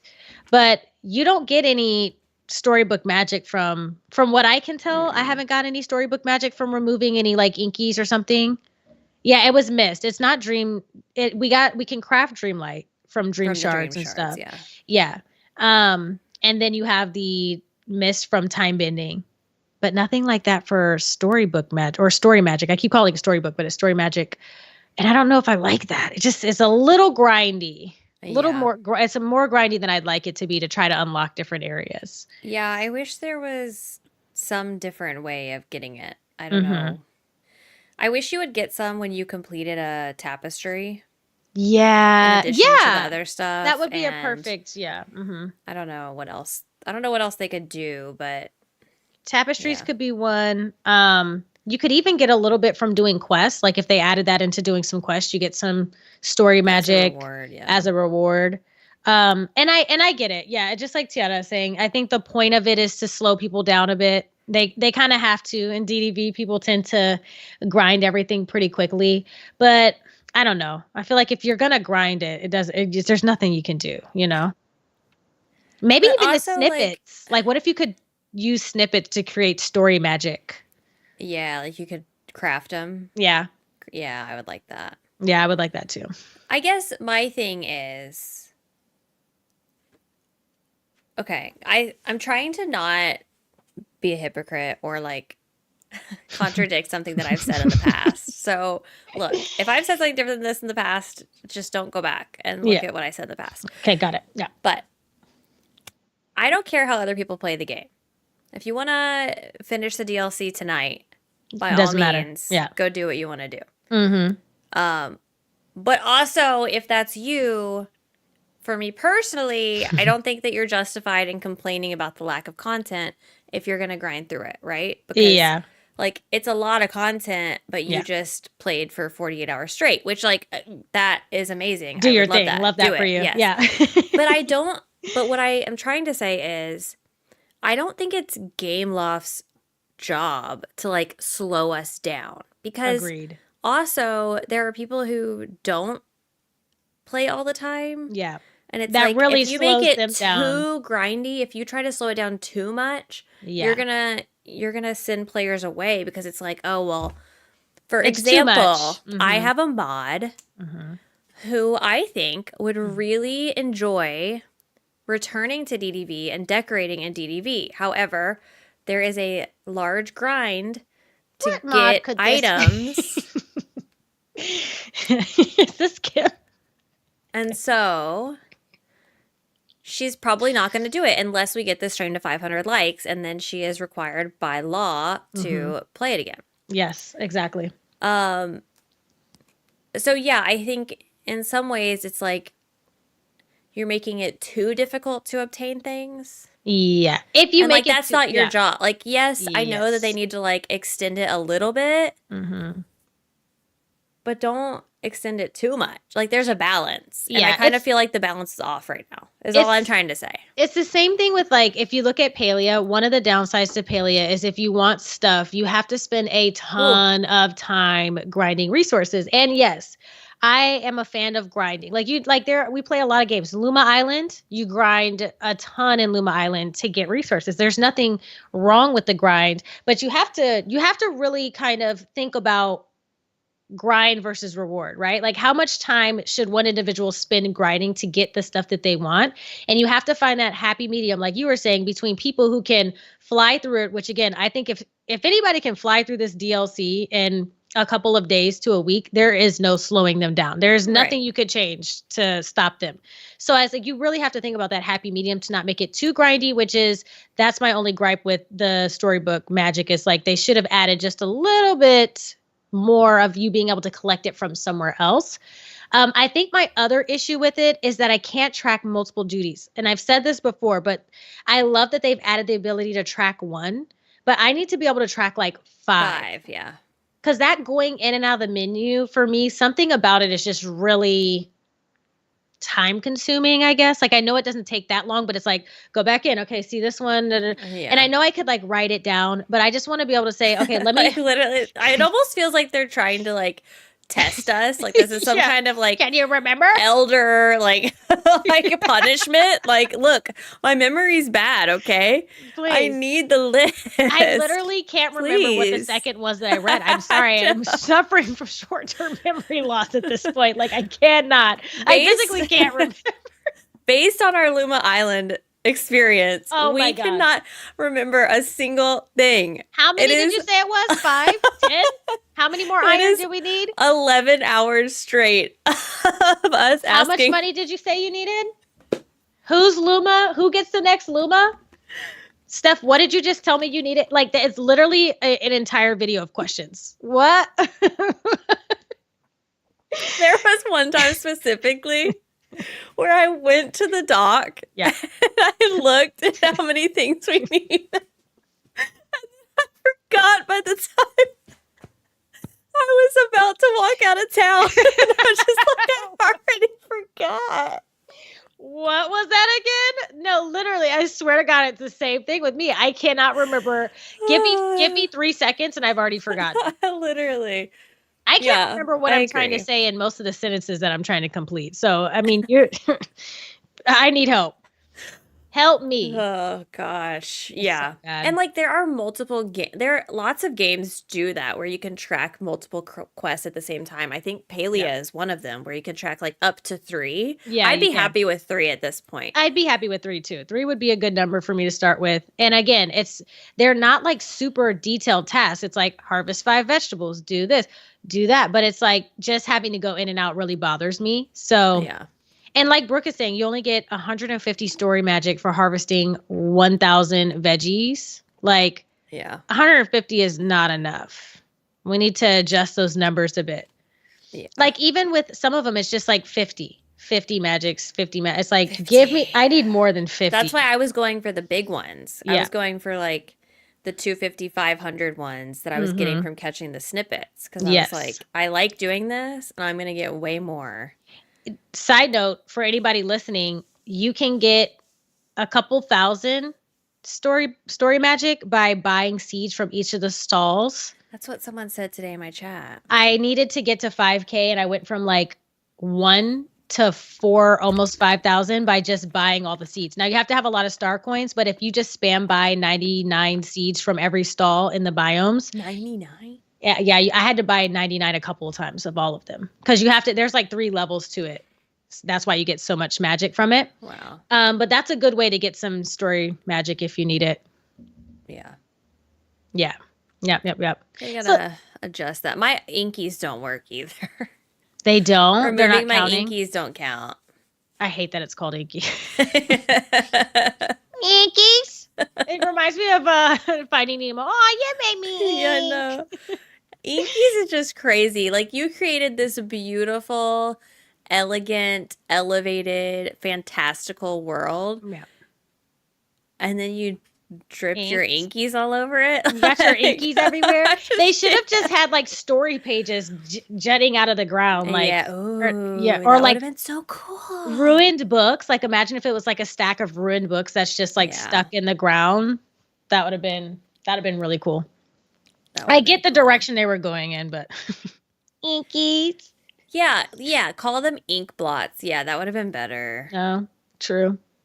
Night thorns, ink blots. That would have been better than inkies. Yeah, I agree. I don't know. I think I would have called them pagies. Page. Did you get your pagies today? Oh my gosh. Yeah, I think overall though, I don't mind it too much. I mean, I think they look cool. But I don't know. I just wish we got, I do just overall wish we got more magic from doing some of the stuff around the area because I don't want to have to do those a lot longer, but I'm trying to grind to unlock all the areas. Blobs. We could call them blobs. Inkies makes me hate it less, says Wendy. I mean, I can see it. Yeah, like it's just funny that that's what it is. Mm-hmm. The Clarty Inkies. Oh gosh, I messed up on that word like 4,000 times reading dialogue because what is Clarty? Clarty? Clarty. What does Clarty mean? I think I asked it and I already forgot. Are we shocked? No. Okay, let's talk about. Oh, we're not ready for the free content. Okay, let's discuss storyline. I don't know. Okay, what do you think about, let's talk about Flynn and Merida. Okay, yes. Adore. Flynn and I are actually in a relationship. Does Rapunzel know? Rapunzel we are sister wives, so it's fine. It's like a mutual agreement that we've all come to understand. But yes, we are together. So for those of you who are thinking about dating Flynn, he's off the market. So sorry about that. But yes, that's my husband. And then Merida is just adorable. I love her. So cute. And their little animations are really cute too. Like I love how Merida plays with that little, I forget I think it's a wisp or something that like floats around her. And then Flynn's is funny when he holds up the little wanted sign for himself. Like they played on him being a thief. I don't know if I've seen his animation. I think he's glitched for me. He glitches in his they're not cutscenes, but like the dialogue that I have with him. It's like at the very end, he's supposed to do something else, and he just like glitches back to I don't know what. Oh, yikes. Okay, yeah, I haven't seen that one yet. Yeah. How do you think they look pretty spot on though, right? I'm happy with how they look, yeah. I'm happy with how I think they nailed it. Their friendship rewards. Woo! Their friendship rewards. Whoa. This is what we need more of. Merida having the hair as a friendship reward. Yes. I just feel like that should be everyone. Every character. Every character give us their hair. Even the men. Yeah. Like, why did we not give Flynn's hair? Like, give me their hair and their clothes. That's it. Very simple. I want to be them. I want to cosplay. I should be able to look exactly like them, just with my face. Mm-hmm. Exactly. Walk around. I will say that Merida's hair is magical, like better than I could have expected it. When I equipped the hair, I was just like, oh my God. I'm just obsessed with it. It's long, it's voluminous. The curls look very realistic. Like, I think they did a very good job with her hair. I really want her dress. But yeah, I think they look great. They sound great. And again, I love their friendship reward items, especially Flynn's, that bar. His level 8. His level 8, and then his level 10 outfit, which I think is what's being shown, the top half of this. Yeah. I think that looks like it's going to be a really cool outfit to wear. So I'm really excited about both of those. The bar is just like so many things you could do with that too. I'm assuming you could put a bunch of stuff on the tables. Like, I can't wait to make a little outdoorsy bar area. So cute. Love it. We also didn't talk about the fact that when you first arrive and you're in like the library area, the fact that you can decorate that. I didn't know, but I heard that you can. I've been seeing pictures. Is insane. You know, you can decorate the bridge too. You can decorate all of it. Yes. That's insane. I love it so much. Like, who thought of that one? That is so good. Love ya. Yeah, like we should be able to decorate everything. Oh my gosh, yeah. I love it. Now, I see a lot of people saying Flynn looks a little off. Let me look up. No, he doesn't. He looks so handsome. Flynn Rider. I'm looking at a picture because I'm trying to. You're looking at him from the movie? Yeah. Okay, I could see it. He's a little off. I mean, but they're not going to look exactly like they look from the movie because it's a different. You know what I think it is? I think it's his nose. His nose. Of course, they got the nose wrong. They got the nose wrong. Noses are hard. His nose in this game is like more of like a triangle versus like his nose in the movie seems a little bit more pointed. I don't know how to explain it, but yeah, his nose looks a little different. I think that's the one thing. And I think it's the eyes too. But other than that, he's not bad. I can see it now that I'm looking at it. He just looks older. He looks here I can see that. Than he did in the movie. He's aged a little bit. This is elder abuse. Justine said, compared to OG Bill, he looks fine. That's true. That's true. Blinded by the love. Yeah. Imagine later on the devs come out and they're like, they put in the mail something about his nose being wrong. And they fix it. We gave him a nose job. He's it's cute. fine. No, I like him. I think he looks pretty good though. Yeah. I think they did a pretty good job on both of them. So he hasn't annoyed me yet. Oh, that's another thing I wanted to talk about. This is another thing that I don't know if I'm just so far removed or if it's an actual thing. But the dialogue has been much improved. And like I haven't been annoyed having to read through it. And they've also done this thing, I don't know if you've noticed, and they've done it in the past too, but I feel like it's much more prevalent where it'll give you kind of 4 different options, and the last option lets you skip all of the other options so you don't have to talk to them anymore. I didn't notice that. And so it's like if you have the little books, you can learn more if you want to. Yes. But you can skip it, and I always choose to skip it because I don't want to learn more. I didn't think too much into that. But you're right. And Yeah. that's made, and I was wondering why dialogue felt a lot shorter because they've omitted like they've given us a choice to choose on whether we want to learn more about certain things or not. Love it. I Absolutely love love it. that so Yeah. much. And again, I know that's been in the game before, but I just feel like it's happening much more frequently. Mm-hmm. And I like that a lot. Because I I do don't too. want to know more. I just want to know the bare minimum. I just want to, normally I've been at the point where I've just been skipping through a lot of the dialogue. So yeah. Yep. Yeah, I think Flynn's dialogue has been like fun and engaging and like funny. I've actually been like, oh, that's funny. Yeah, like some personality to it too. I really love the Storybooks dialogue. What's her name? Is it Storybook? The lore keeper. The lore keeper's dialogue is really, really good. Yeah, I love it. And I love that it's a book and not a person. I agree. Something about that feels a little bit more magical to me. Yeah, I thought for sure it was going to be a person. Yeah. I haven't got to Hades yet, but I haven't just gotten know Hades either. We do have a picture of Hades Mm-hmm. that I can show off. I haven't gotten to him yet, but I do. This is weird to say. I am a fan of Hades. Oh, you are. But I love Hades' character. I love Hercules, the movie. He looks cool. I'm excited. I'm excited to meet him. I like that I hope his dialogue is good. He looks scary. Like he's got like the pointed teeth and like he is not cutesy. Not demure. Yeah. But definitely spot on, I think, in the way that he looks. Again, I haven't talked to him yet, but I can just see his dialogue is going to be... It's going to be good. Personality driven. Yeah. Mm-hmm. I need to rewatch Hercules. I haven't seen it in a while, but it's one of my favorites. Oh yeah. I need to rewatch it too. Cause it's been literally since I was a kid, but there's singing. It's so good. Yeah. I like a picture of the Lore Keeper as well. The book that we're talking about in case anyone doesn't have the DLC or hasn't seen. This is the Lore Keeper book. Mm-hmm. Okay. Companions. Oh my God. Don't even think about.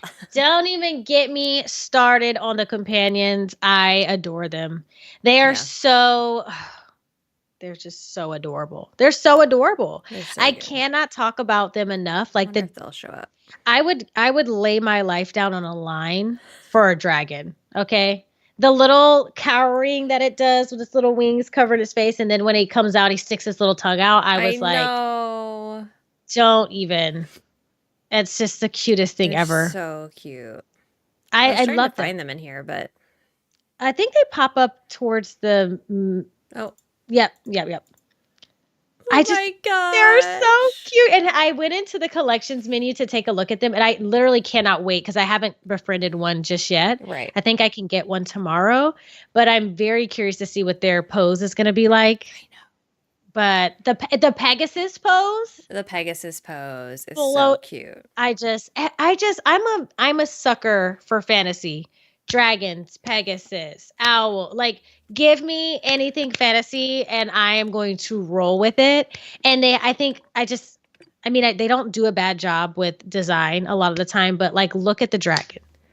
I know. Do you have any of the companions yet? Did you get the owl? I haven't got the owl yet. I haven't got any of them yet. I need to feed the owl. Yeah, I need to make sure I feed all three today.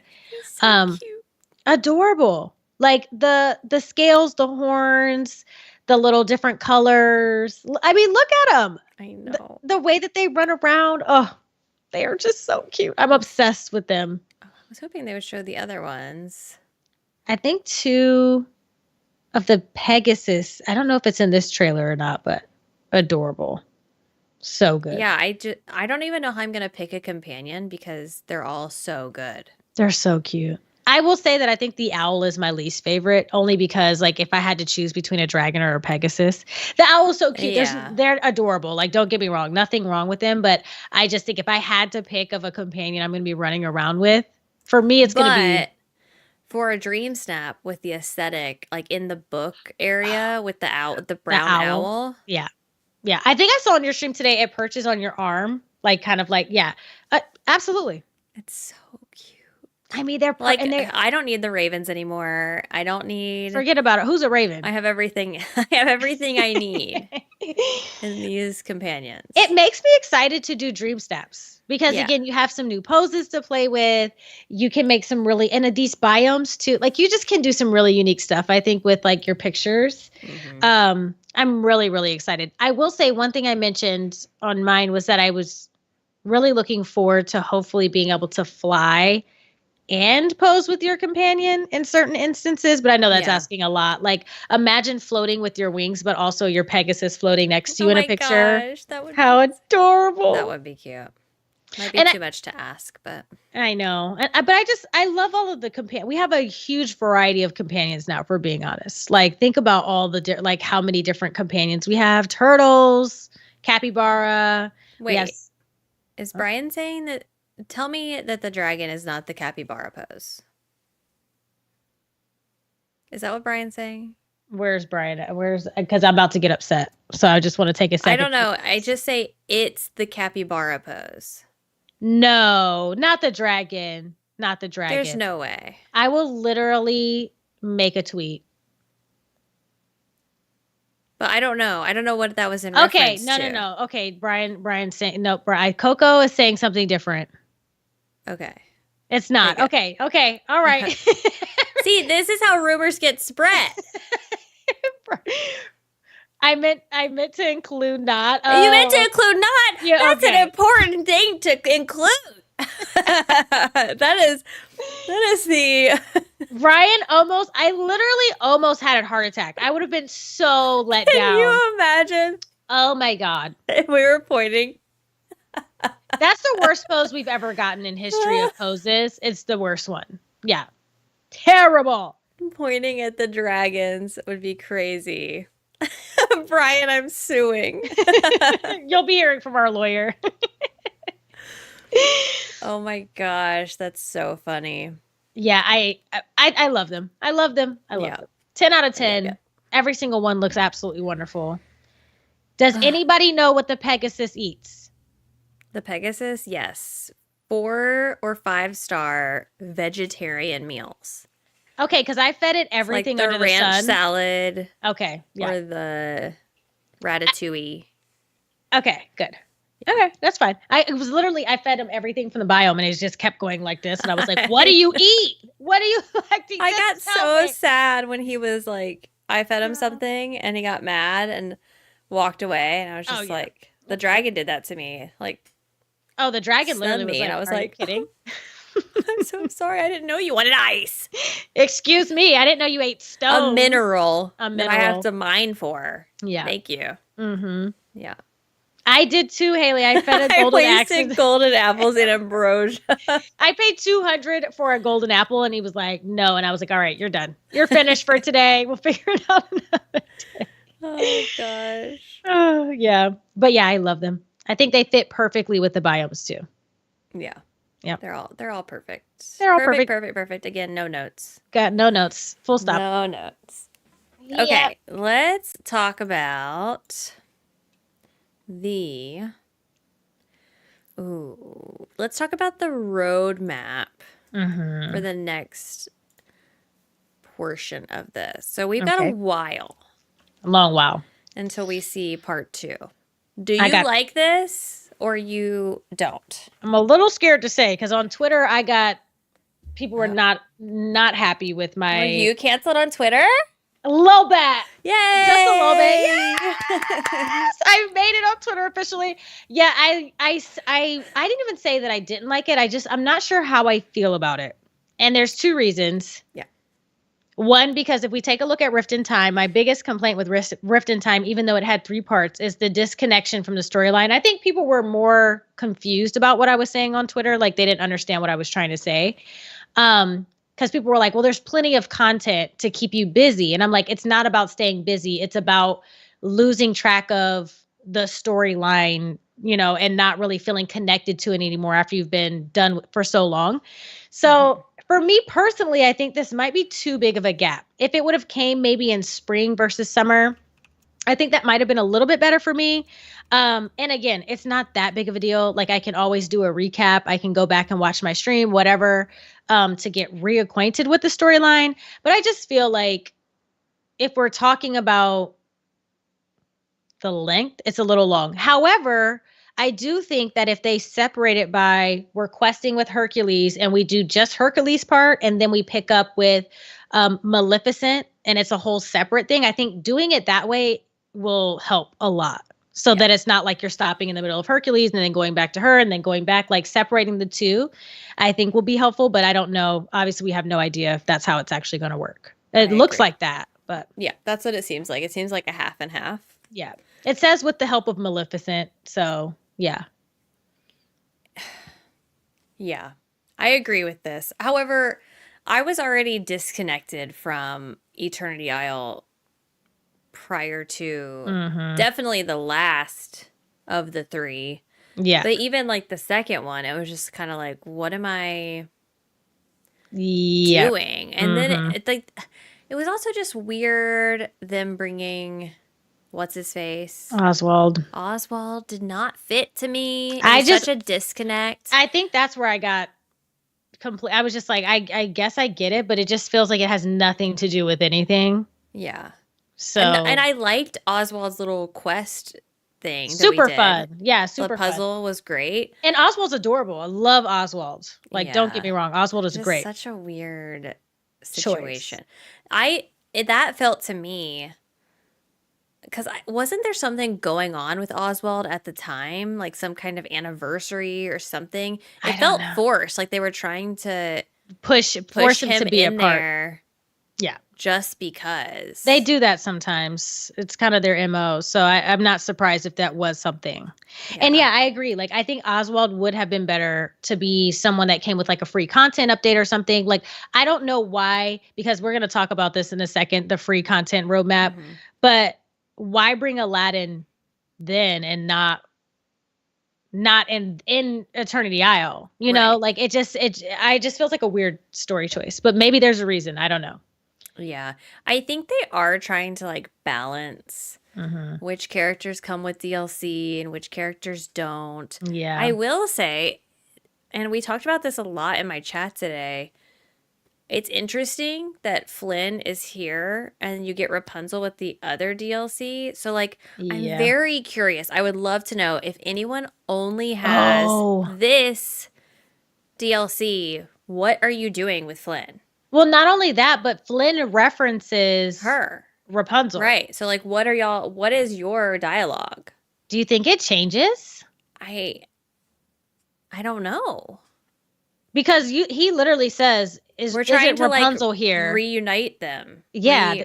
Reunite? Reunite. Yeah. Once you finish getting him reacquainted or whatever, it's like his goal is to get back to her. Yeah. So I don't know. Yeah, that seems very weird. Like I feel like, and to be honest, I feel like the only time that they should do that is if one of the characters comes in your main valley. I think it's a smarter decision. Like what they're like even Wally. Yes. Like, again, yeah, that's perfect. It's a perfect example because you're always going to have the base game. So it means you'll always have one of the other characters if you choose to buy the DLC. What they're likely trying to get you to do is if you don't have the Rift in Time in order to complete their storyline fully, it kind of like motivates you to be like, well, let me get the Rift in Time DLC because then I'll get Rapunzel to also connect with Flynn. I don't know. That's the only reason I could think they would split it by DLC because other than that, it makes no sense to me. Yeah. Well, is there okay, so Brooke says they only reunite if you have the other DLC. It's a separate quest from his friendship quest. Okay, but is it still like looming over you? Like, is it referenced at all? Or you just like don't even know it exists until you buy the DLC and then it pops up as a quest? Yeah, like if you don't have the DLC, does he even talk about Rapunzel is what I'm wondering. Yeah. I would say probably yes, but then maybe it just doesn't even pop up as a quest. It's just kind of like, oh, I want to reunite with her. And then you kind of move on to his other stuff. Yeah, it's not like a this is what we're going to do type of situation. I don't think that I was going to say I don't think a lot of people only have this one, but I mean, I do think that there are probably people that do only have this one just based on maybe someone wasn't convinced by the last DLC, but I think a lot of people have been convinced with this DLC that it's... Yeah. I've been seeing a lot of people saying, worth it. Which one should I get, Rift in Time or Storybook Vale? Yeah. I've been saying that. So I wouldn't be surprised if there were a lot of people missing Rapunzel right now. Yeah. Yeah. It's interesting, I but don't yeah. know. I guess it depends. Like, we're kind of making assumptions here Yeah. on what we think. Um, I don't mind if he references Rapunzel. I don't Yeah. think that's predatory. We all know, based on the movie, Mm-hmm. that he marries Rapunzel. Yeah. That's not a shock. Yeah.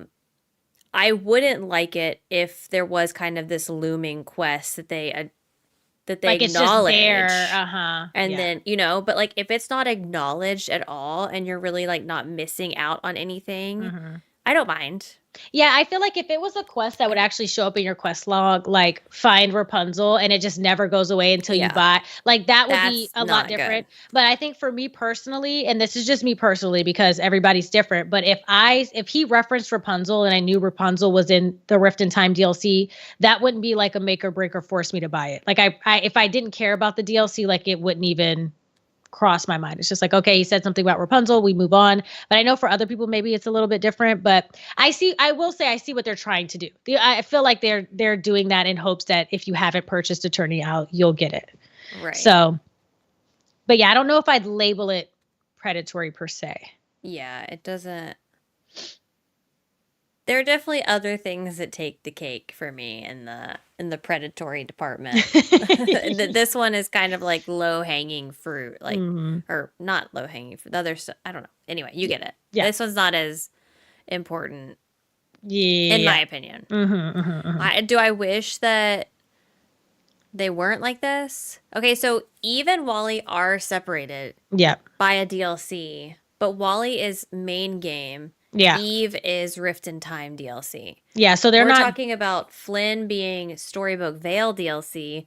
Rapunzel is Eternity Isle DLC. Yeah. So you have to purchase 2 DLCs to reunite them as opposed to only one for Wally and Eve. I think they should. I feel like again, I can't control what they do, but moving forward, if they need to keep relationship characters, one in the valley, one in the DLC. If they want to do it that way, I feel like that's a good way to do it. But at least, you can always reunite them if you purchase one of the DLCs that way. Yeah. So, because again, imagine like for someone, again, because as we move through and we start to get more DLCs, as we know, they'll be coming, some of the aesthetics really, a lot of people may not vibe with. So again, if you have one of the characters in your main valley, it's better, I think, that way than being forced to buy a DLC just for a character because you don't like, at least you get one of them one way and not at all in either one. So I don't know. It always does make me wonder how they decide which character is coming which way. I know. Because there are so many ways that we're getting introduced to characters at this point. Mm-hmm. Do you think they have it planned out like that far in advance? I don't know. I mean, I think there's a lot of planning because of all of the different spaces that they have available for characters to come.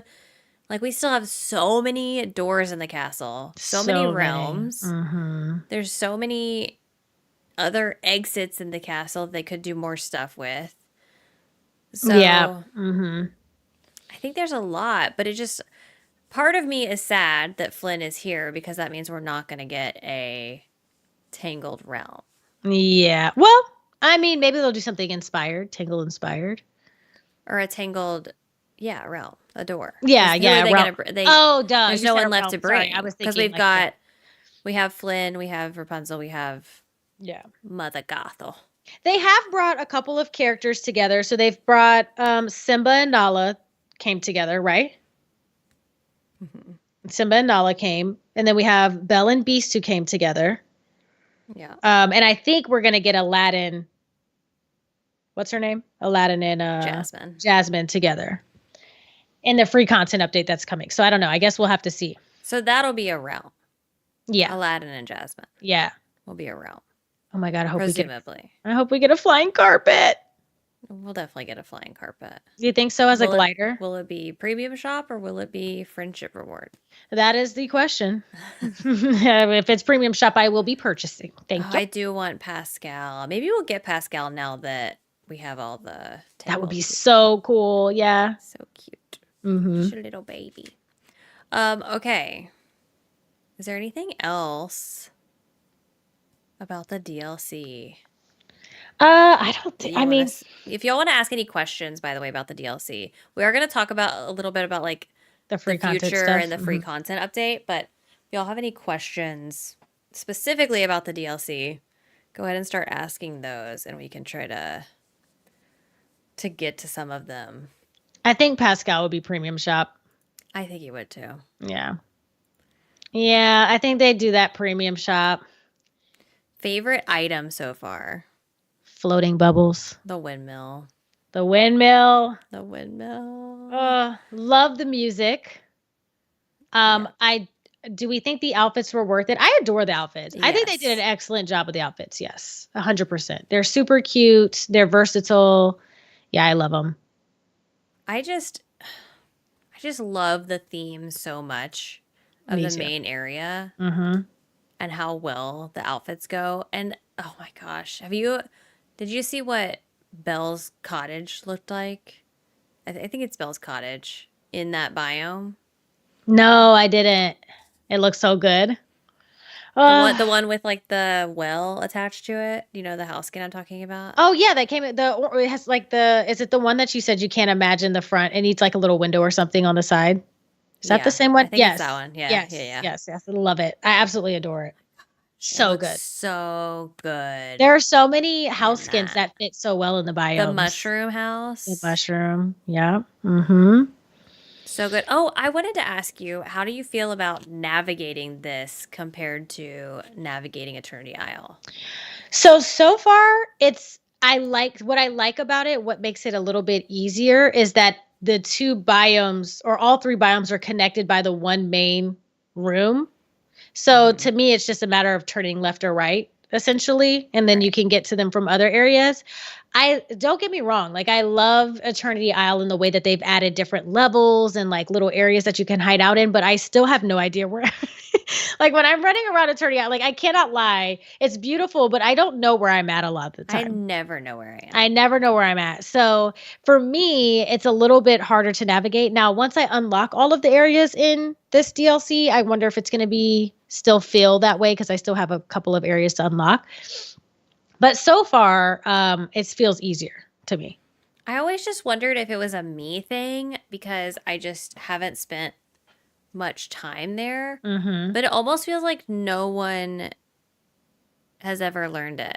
I feel like everybody no one knows where to go. Whenever I stream, people are like, I still have no idea where I'm at. I feel like I see that a lot, but maybe it's just me. Yeah. Yeah. I definitely fast travel a lot in Eternity Isle. Oh yeah. I'm not running around. I can't be bothered. I do love the size that they give us with the DLCs. I love that they are like, let me give you the same size. It's like the same size as your valley, just 3 bigger biomes. I do love that they really do that. I do love that.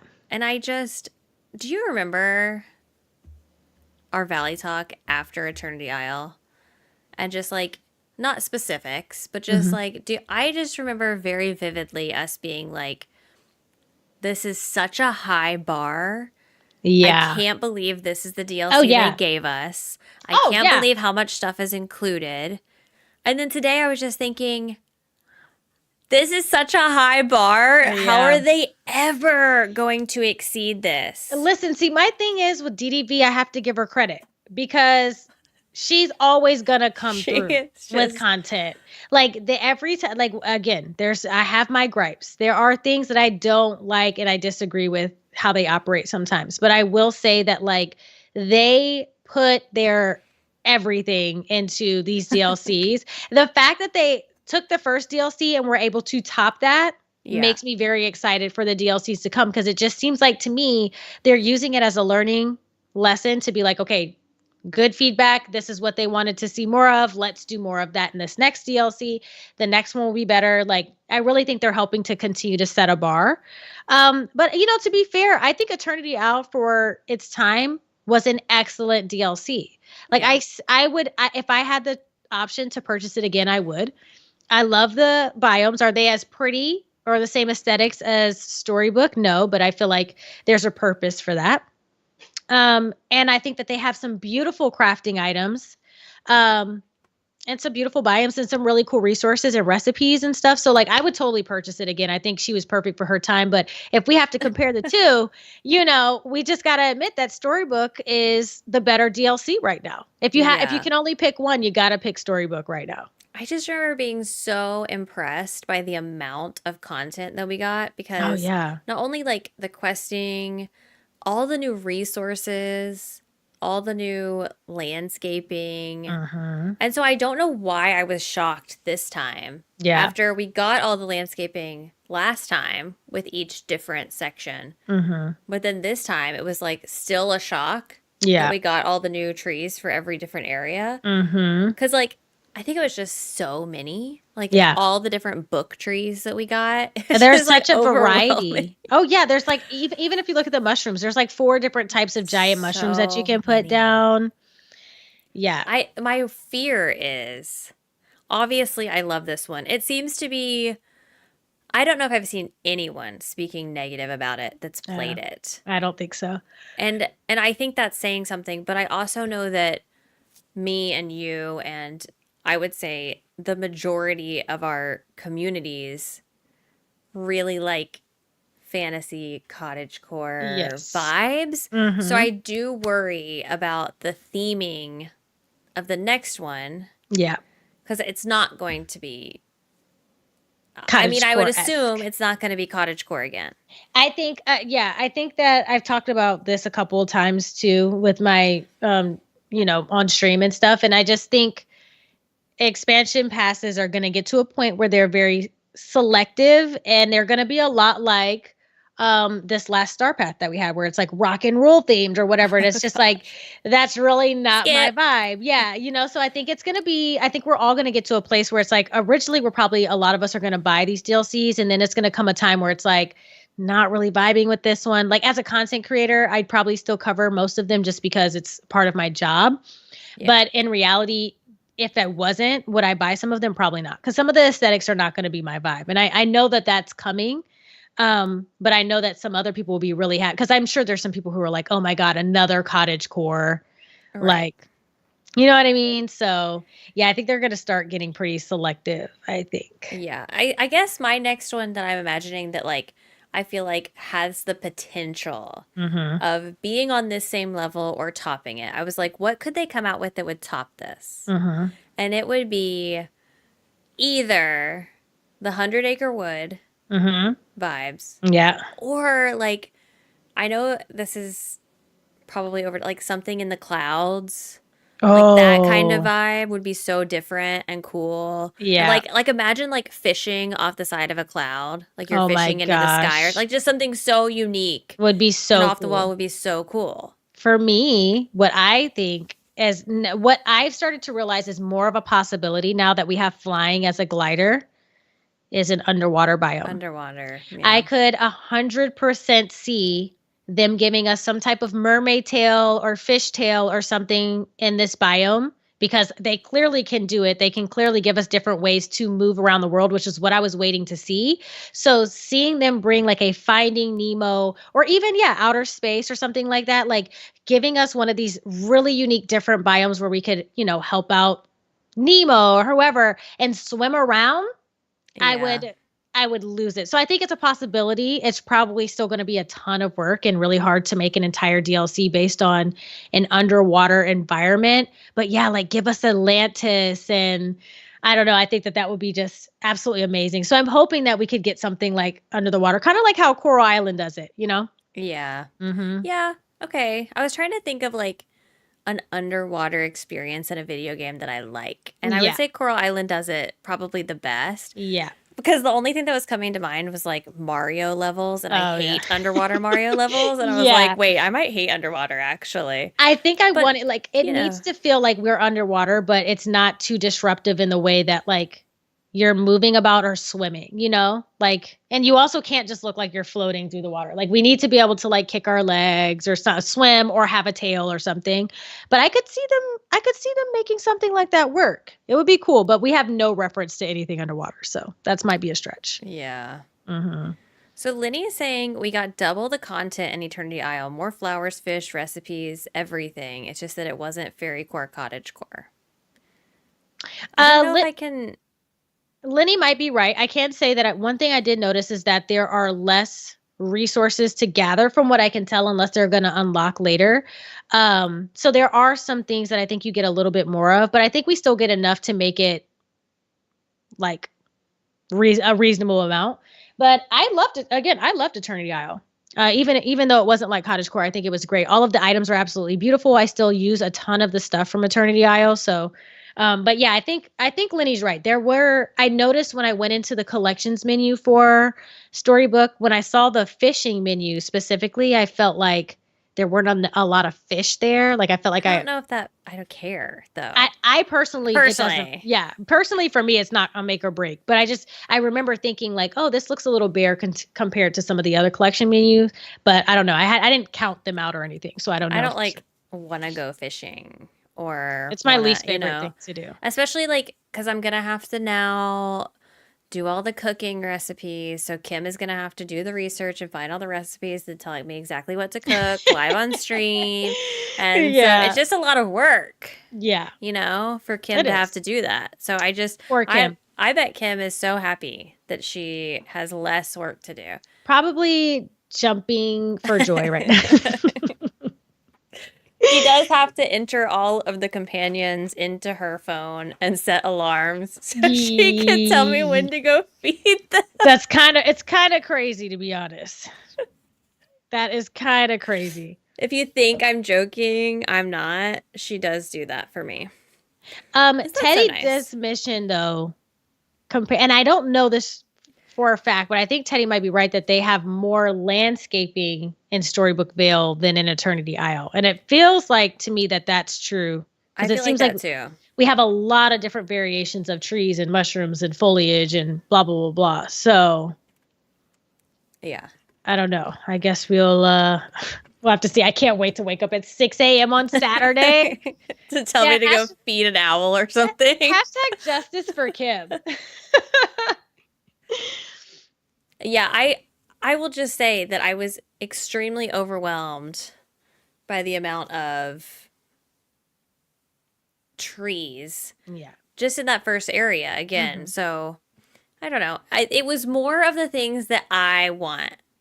Yeah. So, and you know what? But that's my point. For these DLCs, they are going to be very tailored as we move forward to specific people. It really depends on what you want. I think people are going to also have to start watching more like reviews, like purchase or pass, or what actually all comes in the DLC so that people can make informed decisions to see. Because like, for example, another thing I noticed is that we didn't get any paving in this one, but we do have a lot more fence options. Like we have like 2 or 3 new types of fencing that comes with the DLC. And I'm like, oh my God, I have to have that. So it's like there are these different items and stuff that are just so amazing that I just absolutely have to have. So such good stuff.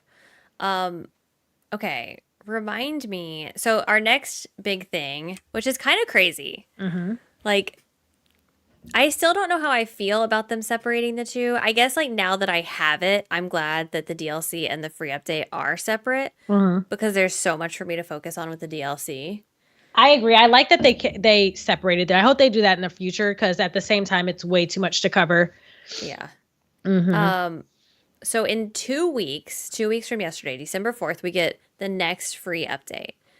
Now remind me, who's coming? Is it Sally? Sally's coming. Yes. Sally's coming. She's the only villager being added. Correct? Wait, before we move on. Yes. Aurora. Do we think she's coming at the end of I don't know. They've referenced her a couple of times. They say that she was there. Yeah. And they say that she was locked away or something with Maleficent. And I have a feeling that I think she's up in that castle. I think she's up in the castle, and I think that she's going to be a surprise new villager that we get with the DLC. I think so too. How many characters were added with Eternity Isle? We had what's his name? Eve, Gaston, Rapunzel, and then we had Oswald. Oswald, and what's his name? Jafar. That's 5. So yeah. I think she's coming. I think she's coming. Yeah, she's definitely coming. Her think there'll be 5. On the floor. Yeah. And didn't they say she was like the queen or the ruler of Eternity Isle? So she's got, and they say they haven't seen her in so long. Maybe she's around. So yeah, I think Aurora, and that's gonna be so awesome. That would be cool. Yeah, that's gonna be cool. Okay, sorry to cut you off. Yeah, okay, so Sally's coming. She's the only villager, right? Yes. Okay. I know a lot of people are excited for Sally. I couldn't care less about Sally coming because there's so many other things happening that I Yes. Sally is great, but babe, we got other things to talk about. Diagonals though. Yeah. But 16 points of rotation, babe. Okay? Floating islands. Let's talk about floating islands. Diagonals. Listen, I brand myself as variety. But come DDV. Come December 4th, I don't DDV know. channel only? I am unsure that I will be able to stream other. Okay. Yep. 16 points of rotation. My only, and I hate to be the downer, but good God, I beg of them to get it right. Please, I need it to be non-buggy. Right. Decorating needs to be fixed because I'm trying to go all in, like full decorating mode come December 4th. Yep. Yeah. I need it. That's like 12-hour stream for me. Oh. Just buckle in. We're decorating all day. 12-hour stream, full island, decorating. Decorating all 4 new floating islands. The first thing I'm doing is getting a floating island, and I am banishing. Penelope, Woody. They gotta go. Like, y'all gotta get out. You gotta get out. You gotta go. I'm so sorry. And so I think I have to have, did y'all say 15,000 per island? Dreamlight? What? Oh, yes. Is it 15,000 per? It's 60K in total for all 4. Yeah. I have to have at least 30K because I'm going to have one banishment one, and then I'm going to have one at least for dream snaps and decorating. Yes. I want to have one for all of the houses that I hate. And then I want to have one specifically for a huge garden. Like I want to make just one island full of just think about. Yeah.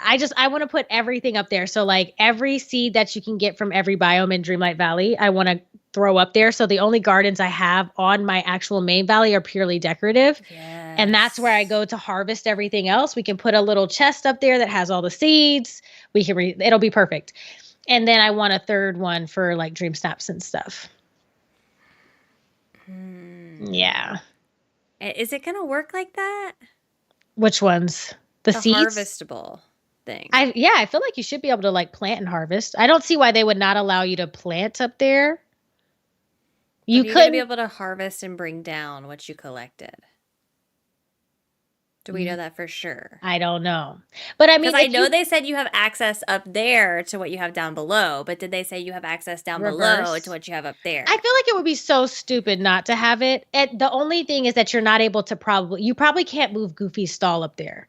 So whatever you harvest, you have to go back down to the valley to sell, I feel like. So whatever you can carry or put in one of those infinity storage chests is the only way you can kind of like make that work.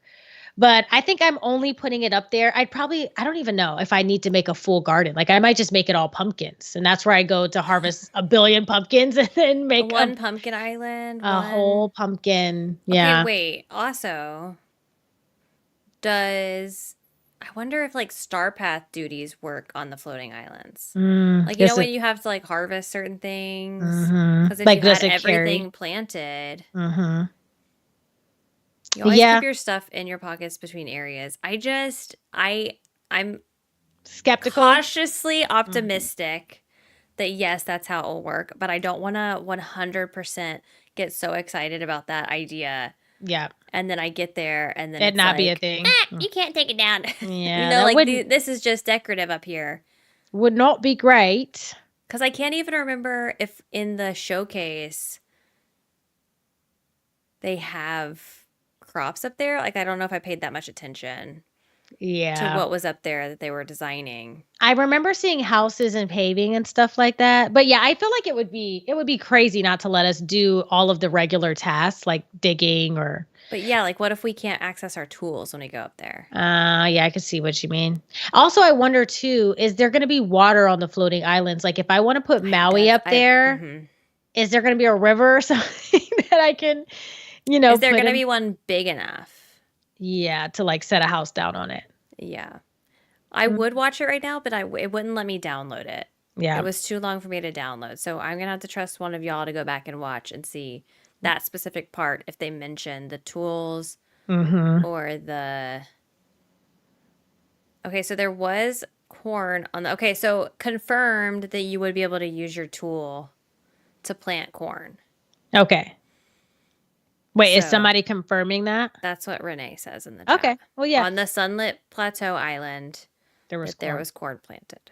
Okay. So they're probably going to make it to where you can do pretty much everything that you would normally do. I do wonder if there's going to be like, is it going to be another area we can go to get double resources? Like, can I mine up there in the same gems that are in my... Not. I don't want any mining stuff up there. You just want it to be completely clean. I think it's just clean. Yeah. She needs to be clean. We got so enough. Fresh, so clean.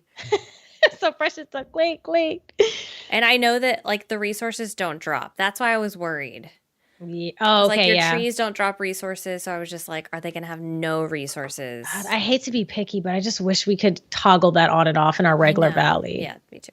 Like, it's cool that it doesn't happen up there. Like, that's great. But like, I want that down on the valley. Yeah. Yeah. I want to be able to toggle everything off. I would like to be able to say where I want this stuff to spawn at and just be able to toggle it on in the villain island so that it's just like all the crappy stuff is up there. And that's where I go to see my crappy houses and all the sticks and stuff. But yeah. You know what? I want to be able to toggle so much off that I even toggle the mining nodes to disappear. Oh, there you go. That's how much I want gone. Yeah, because sometimes when I try to place a house, I hate that it blocks a mining node. You know, I'm like, just get away. Like, I don't need you right now. Yeah. Bye. See ya. Get out of here. Okay, so floating islands we're very excited about. Diagonal placement. Game changing. It's something that we've always asked for. And it's one of those things, it's so crazy because it's one of those things that I feel like for me, I've been asking for years in every game that I play. Like, because Animal Crossing didn't have it.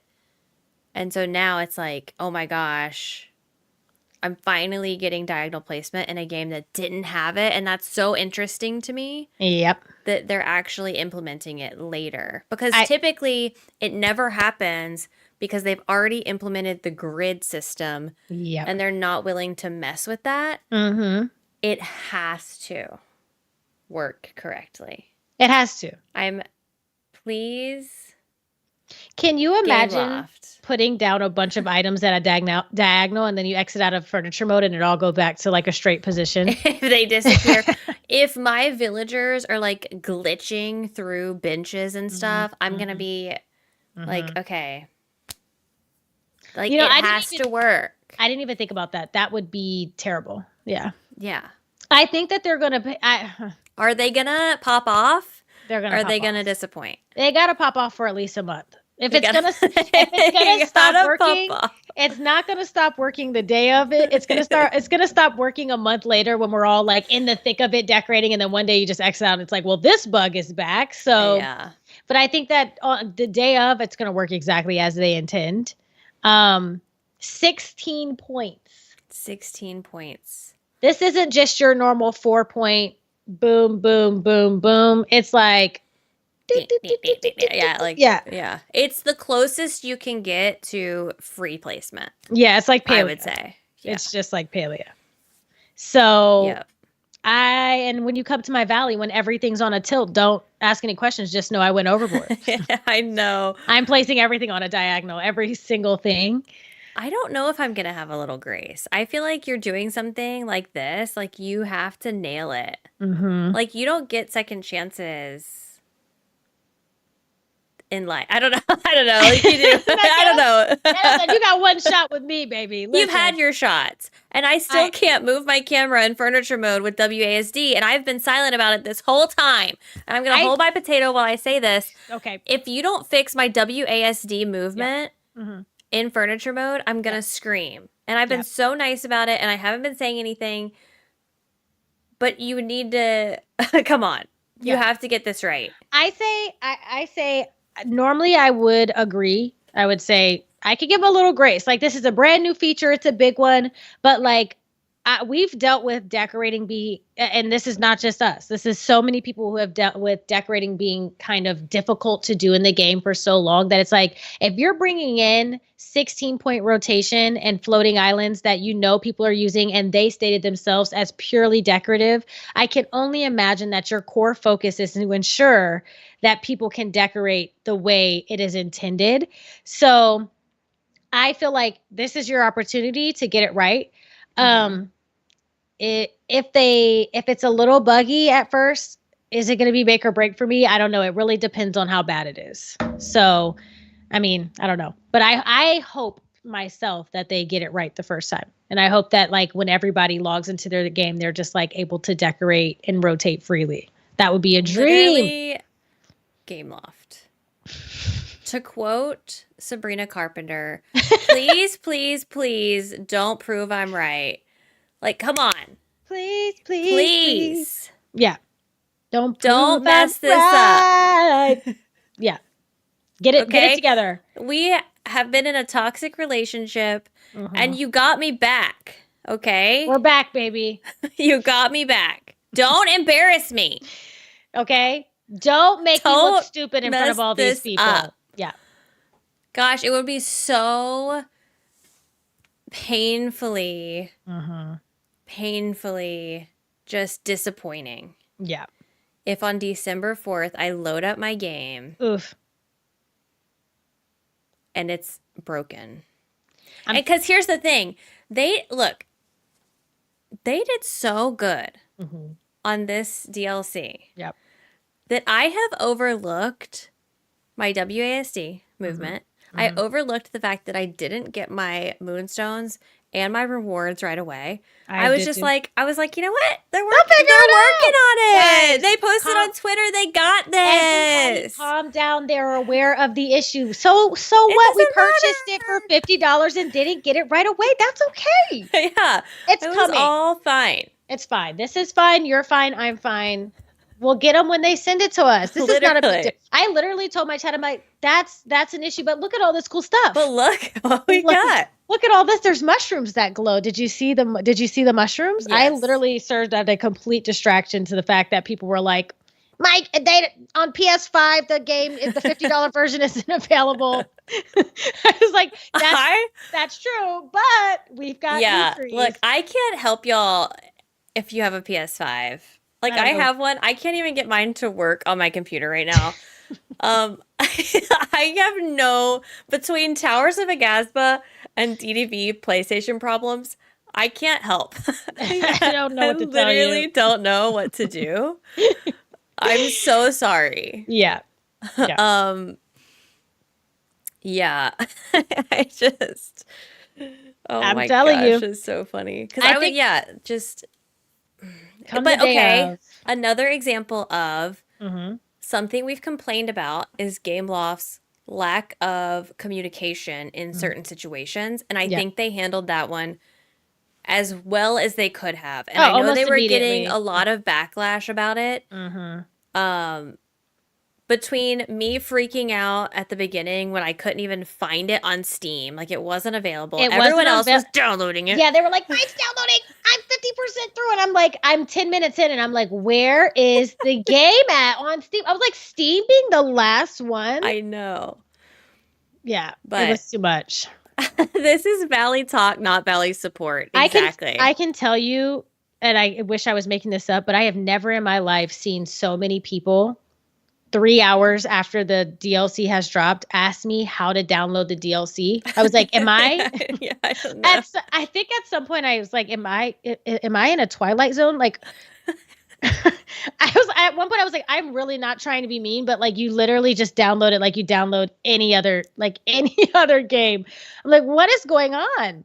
I don't know if it's like there was some kind of issue with how it was displaying. I know a lot of people had issues with only one of them displaying, the main one, and then they weren't getting the magical edition. And some people didn't know that there was a second version, and you can't upgrade it. Yeah. Once you've made the purchase, you can't upgrade. But can't you return it on Steam and just rebuy the 50? On Steam, yes, but on Switch, I don't think you can return. Probably not. Yeah. Ooh, yikes. You can't return on Switch? Boo. That's actually so insane. Okay. Yeah. So I think there was a lot of confusion and issues there. I don't know. Didn't last time, couldn't you purchase it through your game? Like you just load in and you click on the little thing that says a rift in time and you can go in there and see it just like you see the premium shop items and purchase it that way. Can't you do that now with this one or no? It's not there? I think so. I don't think it was there at the time, but I feel like that's probably the safest bet because you know they're going to show you both of them there. There was someone who said in my chat, I can't remember if it was PlayStation or not, but they were like, once you load into your game, that's where you can choose to purchase it. Because there are people on PlayStation 5, understandably, that's saying like they cannot find the DLC for whatever reason. And I don't play on PlayStation, so I don't know. But somebody said you had to go into the game to actually see the DLC. Yeah. And then, do we remember if we pre-ordered I feel like we pre-ordered the Rift in Time DLC. Did we not? I can't remember. I don't remember pre-ordering.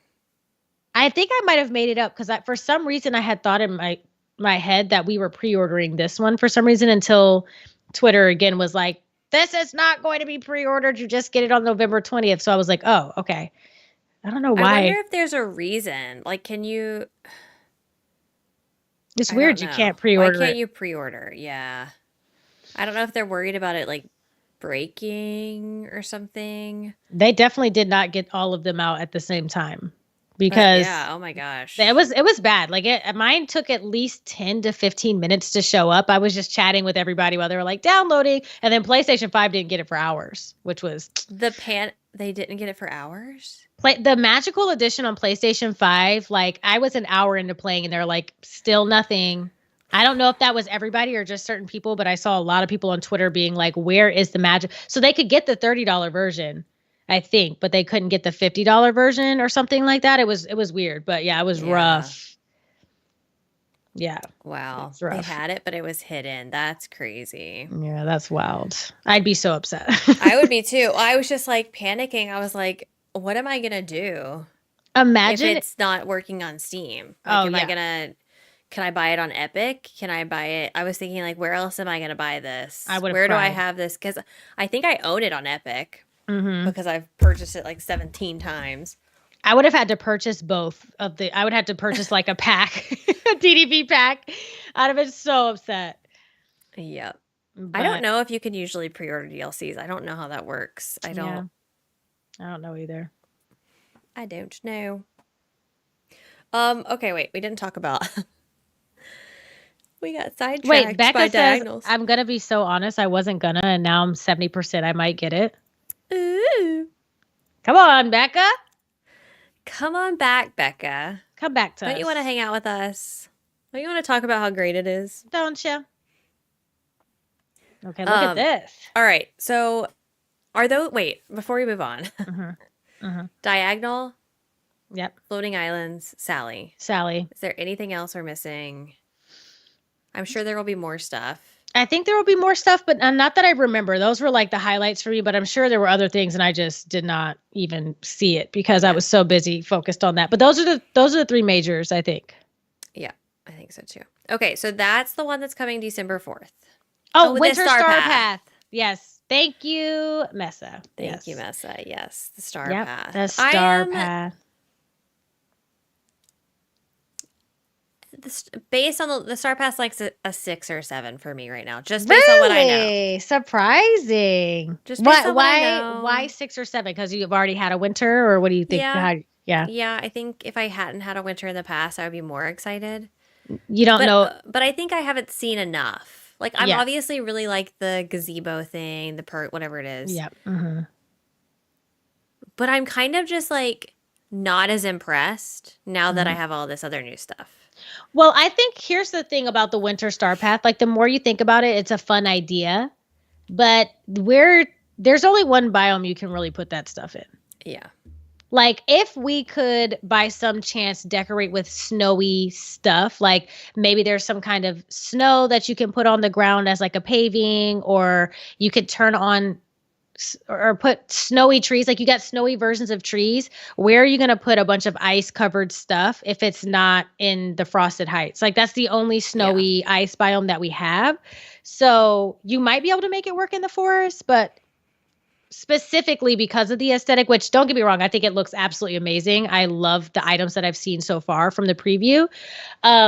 But without seasons, it's kind of lackluster on where you can put those. We don't even have snowy biomes in some of the DLCs, so it's kind of that's the only issue for me. But I'm a huge hypocrite because if I got the exact same stuff but it was autumn themed, I would be all for putting it. that everywhere. Yeah. You know, like I think it's something about snow. Aesthetically, I just don't like the icy stuff as much as other stuff. Yeah. I think I'll probably get it. Especially since I'm going to be playing more. Yeah. I'll be more likely to just be completing Star Path stuff while I'm playing the DLC. Yep. So it's worth it to me to get it. Oh my gosh, the snow, like the lightning bugs, though, that would be a perfect solution to make snowfall. Just like the lightning bugs. Yes, that would be literally ideal. Yep. Then you can turn any area into a frosty little winter wonderland if you wanted to. Yeah, that would be good. Mm-hmm. That would. Y'all I was hoping for another amusement park. Oh God! Can you imagine like a Christmas themed amusement park? Like they just did like holiday themed rides. I would not visit the Star Path tab for the entire time that it existed there if I saw another theme park themed Star Path. Oh, you know they'll have one. I bet I mark my words, they have one every year. That's insane. But you know what? Save me my moonstones. Yeah. Because I'm just not purchasing it. Yeah. I can't believe I purchased the last one. That was a mistake on my part. It was the worst decision I've ever made. Yeah. So dramatic. That's the worst decision I've ever made. And I finished it. Yeah. You're a completionist though. If you bought it, you're like, I'm getting it. But now I didn't finish the Tiana one. And I didn't do much of this one. It's kind of, I'm just going to say it's kind of crazy that you chose to finish the theme park and not Tiana. I know. I didn't finish Tiana as well, though, but that's just because I ran out of time. Yeah. Yeah. I got the important stuff out of Tiana. I got the important stuff, too. If I had gotten the Tiana Star Path and didn't get the Fireflies, I might not have ever played the game again. Because what a fumble. What a fumble that would have been. I'm so sorry for anybody who missed it. It's going to come to the premium shop. The Fireflies will be in the premium shop. It's got to. It's got to. Because goodness gracious. Becca and Kayla did not do the Fireflies. What a fumble. Whoopsies. Wow. Big yikes. Yikes forever. That's kind of rough. Oh my gosh. We hope that they put it in the Star Path. I mean, not in the Star Path, but the premium shop for sure. Yeah, mm-hmm. They're so good. They're so good. And you can put them inside. I don't know if you know that. Yes, I added them to my Dream Snap. Oh, so good. They're so cute. Mm-hmm, mm-hmm. Okay, so we have the Star Path to look forward to. Okay, so we're going to have a lot to do on December 4th. Tons. On top of most of us will probably still be working on Eternity Isle. I say most of us, but some of us at least. I won't be on Eternity Isle. I'm sorry. I'm going to be in the Vale. That was very rude of me to compare the two girlies when they are not comparable. Yikes. Sorry about that. Storybook Vale. Storybook Vale. The Vale. Mm-hmm, mm-hmm. Mm-hmm. Okay, let's talk about the free content roadmap. Mm-hmm. Okay, so early next year, I can't remember when. I don't know if this is tracking in line with what happened this year. I have no recollection or context. Mm-hmm. So I'm guessing this is going to happen, February? Is my guess. Ish? March-ish? Early 2025 has got to be, if you're not talking about January, February, March. Then you're not early. You're not you're late. Mid to late. Yeah. So I would assume it's like very early next year. For sure. This is Jasmine and Aladdin. So excited for them. I'm excited about them too. They're going to have the most amazing friendship rewards. I know. So good. Could you imagine the outfits that if I don't get a belly out outfit with Jasmine. Yes, we have to get it. Yeah.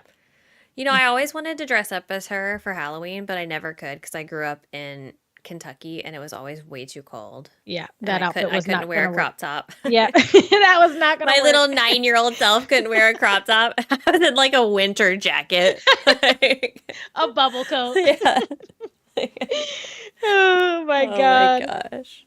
Yep. Yeah, love Jasmine, love Aladdin. That's gonna be good. Yeah, And super. then spring is Alice in Wonderland. I'm so excited about this one.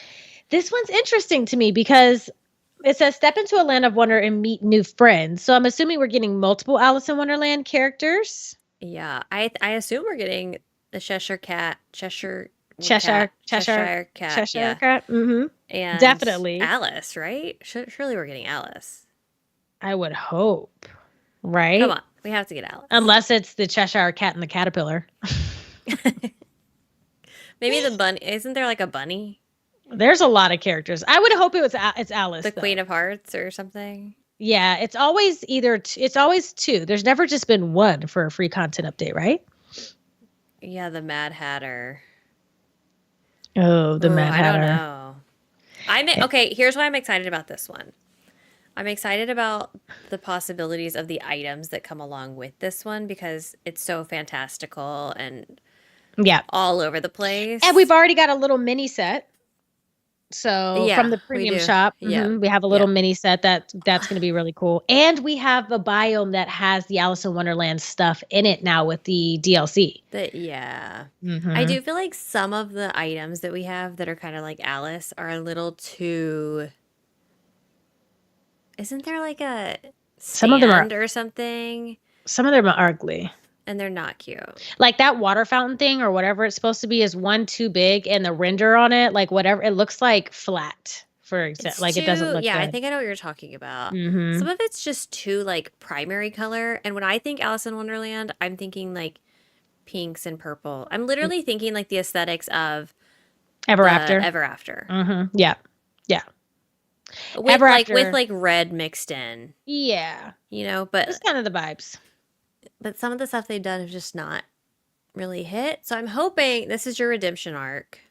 They have a new designer, clearly. I'm just kidding. I don't know. I literally don't know who's designing this stuff, but I think it would be cool to get some oversized items too. Like I also want to be able to kind of like decorate in a way where it's like I feel like everything's bigger than me. Again, we have that with the mushrooms and stuff now too, so that would be cool. But yeah, to add to that a little bit would be really nice, I think. Did Courtney just call us Tweedledee and Tweedledum? I'm not sure. Who's was who, though? Well, I would be Tweedledum for sure. Okay. She's like, no, I didn't. She's like, no, yeah, absolutely. Please. We're just kidding.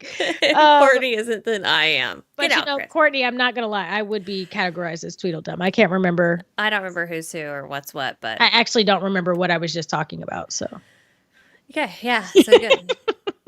All right, I'm excited about Alice. And then finally, oh my gosh, I have never been more happy in my entire life than when they showed this stupid rock on the thing. I was just tired. I was so tired of hearing about this rock. The rock, finally. Just forget about I just don't understand why we were so hyper fixated on the rock. First of all, this is a long ways away, which bothers me. Because it's just like, if this is going to be the second or the continuation, everybody seems to be very confused. Because some people are saying in our last Valley Talk episode that this is not a continuation of the main story and the main storyline is done. I don't know that I agree with that. I feel like the storyline is not done. And this is supposed to be a continuation of the current storyline in Dreamlight Valley. Who knows which one's right? But this continuation of whatever storyline coming in the summer seems like a long ways away.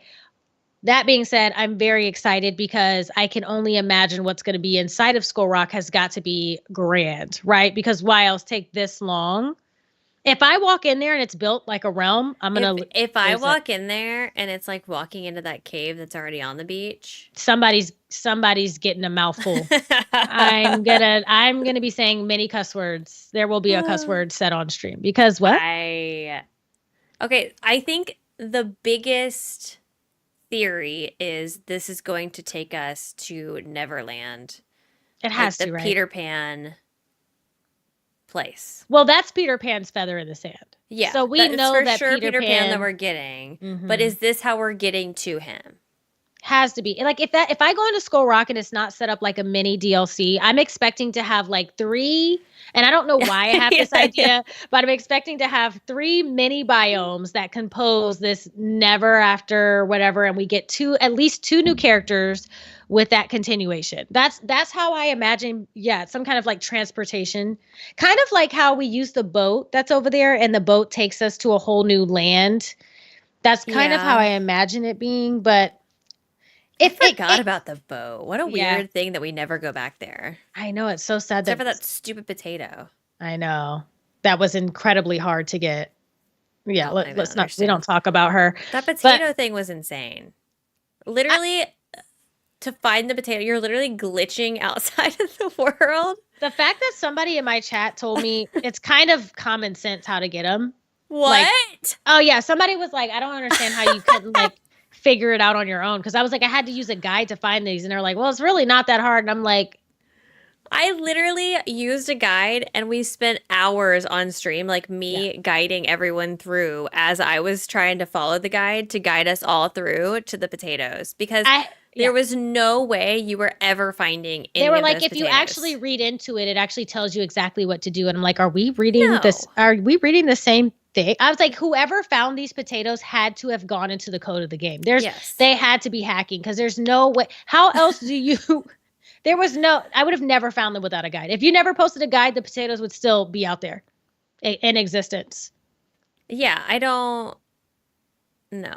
Show me the place in the game where it talked about glitching through the map to walk on water, to walk around to get a single potato. That was just one of them. Are we sure that the potatoes were even meant to be in the game, or is that just a mistake that they made? Because this whole potato thing was a crazy... No idea. How did the first person who figured out where they all were figure it out? They had. I don't know. Yeah. Sorry, that was the whole thing. You still have your potatoes? Oh, well, you need to go turn them in. Yeah, go get them. You get a companion. Yeah, you get a really cool companion. Sorry if that's a spoiler. If I you didn't still think have about all that. your potatoes, there's something else that you have to do with them. Mm-hmm. And then you can get a companion in the castle. Yeah. And I'll let you use Google for the rest, because I don't want to give you the wrong information. But yeah, there was a purpose for the potatoes. So please go get your companion that you deserve. Okay, so question about Skull Rock. Are you going to be satisfied if it's just one big, massive realm? It needs to be transport me to a whole new side storyline quest thing where we explore. It has some resources. Maybe it's just like a mini valley. Yeah, it's not going to be. And I will be disappointed by Skull Rock. Oh, it's gotta be, though. What else would be taking them so long to continue this part? I don't know. I think everyone hyped it up into something that it's not. I mean, I could we could be wrong, feeding into it, but I think it's just like everyone's making it into this thing. And I don't know. Maybe I'm really, really wrong. But I kind of feel like they were like, please, no, like, here is Skull Rock. Like, please stop talking about it. Please stop hyping it up. Oh, they kind of did. You know but what I mean? About remember at the very end of that Act 1, remember we had to move all of those rocks? Yeah. All of whatever they're called. What are those things called? The stone, the pillars, whatever. Well, I think it does show it like on the roadmap at the end, like in the credits or whatever. Like there was that thing that flashed up and the rock was on there. You remember that? Yeah. So like I get it. But for me, that wasn't like, oh, wow, this is going to be this whole new area. I was just kind of like, oh, well, going through Skull Rock is going to be how we progress to the next part act. Of the story. Yeah. Because like we finished Act 1. Yeah. So the next act will start once we go into Skull Rock. Yeah. But I don't know if that means the Act 2 is happening in like this whole separate area. I kind of think it just means like you're starting the act inside there and then you're going to come back out. I'm going to be kind of disappointed. I need a little bit more interaction in there. I need to be able to spend a good amount of time, and I need it to have its own vibe. And if we come back out and we come back out with the characters that continue on the storyline, and maybe we do some more questing with the Forgotten or figure out what's going on there, like that's fine. But I do need it to be a little bit grander than just going inside and being like, well, look, Wow, Yeah. look at that. You know, like, no, I need stuff. I need stuff in there. Yeah, maybe we need Merlin's sample to get in. I don't Oh know. God. Not Merlin Do you sample. think okay, what if it was like, I'm trying to think of another area that would be on par. Like, wasn't that there that area? Okay, okay. Do you remember when we go, I think I'm remembering this right. You go like up into the house in the Forgotten Yes. Lands, and Mm-hmm. then it's like those door, like you're doing the, would that be enough for you? I could see something like that. That would be fun. Okay. Especially because they've already done something like that. I could see them doing that again. Mm-hmm. And that took some time. You went in, you did like some questing, like it was Yeah. like a whole It's like thing. all the So fairy godmother quests. yeah. So like that would Yeah. be, I'd be cool with something like that for sure. Okay. For sure. Especially if it's a cool enough area that I can revisit and use for dream snaps too. Like the way that it looks. I think I used that. I think I used the treehouse in a dream snap once before too. So yeah. Yeah, the Mm-hmm. treehouse. I The can't remember treehouse. the name of a treehouse. Or even Yeah, like the Dark 'cause- Castle. The Dark Castle is kind of similar in that way. Like you had to go through a whole thing. It had its own vibe. I'm hoping there's a little bit more to it than how the Dark Castle was. But yeah, even something like that could kind of work. Olaf's Cave. I don't remember that one. Remember there's the doors in the Frosted Heights that you went in and you had to donate gems to get them out of there. And it was like all That's the not floating enough for me. Yeah, that's not enough. That's not enough. Mm-hmm. Yeah. I think the treehouse would be enough for me. Yeah. I think something like that could work. That kind of vibe. Mm-hmm. I'm hoping for more, Me too. but I don't know. But I think I'll just be happy with the fact that like, if what we're speculating is correct, that it'll just be like starting the next act. And like, I think that's what we really want.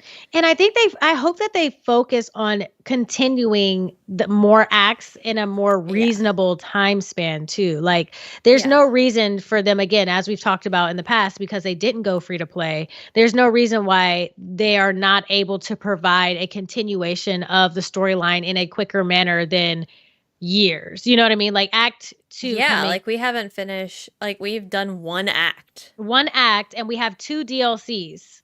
Yeah, that's kind of crazy. Yeah, so and it's we've like had all the, and I understand we're getting updates, but the update is literally like add character. That's it. The updates at this point have been, purely like bringing a new villager to the valley. And again, my issue with that specifically is the fact that those characters have literally absolutely nothing to do with the storyline. The quests have nothing to do with the storyline. We're not getting any closer to solving what's going on with the Forgotten, if that's even a thing. Like, there's just no relation. It's just like, oh, here's some cool characters to kind of like tide you over. You know? You want to know my most disappointing storyline or questing that I did? What? Was, and there's probably way worse ones than this, but I think one of the most disappointing to me was when Daisy Duck got added. Yeah. And when I went through this whole quest about Daisy and Minnie starting up their own clothing line. That one's rough. They had that one outfit. Mm-hmm. We had to make a whole lookbook. Yep. And then nothing. No clothing line ever came. Nothing. Like, I was expecting, oh, you're going to be selling new stuff, anything. Like, even if she had been like, okay, I'm going to work with Scrooge and my designs are going to be in Scrooge's. And I thought that they were going to like add new clothes. I was convinced on stream, like I'm going through this and I'm like, we're going to get a new. I think you popped into my stream and was like, the shirt. You said something like the shirt or something.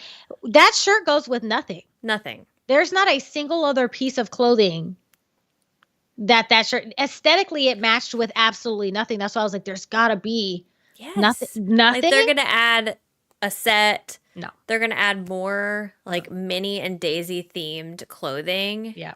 It would have been so cool for them to run the boutique. Yes. Yeah. It was a missed opportunity there. Sell the clothes at the boutique. Mm-hmm. Different or clothes. Even having a rotation of Minnie and Daisy's items in the shop, kind of like Scrooge's. Like maybe there's a little area you shop in, and every now and again they add some new clothing items that they designed, giving the shop more of a purpose too. Because I never go in there either. That's just a I don't thing in even the have this. valley. I don't think I unlocked one thing out of there. It might as well be a rabbit hole because I don't visit there at all. I don't even go there to do Daisy's challenge. I haven't unlocked like any of the items that you get from I her. haven't either. Yeah. I feel so bad because I was like, this is great. Oh my God, this I want is that so dress fun. so bad. Nope. No. I got the door and that's it. Yep. Yep. Yeah.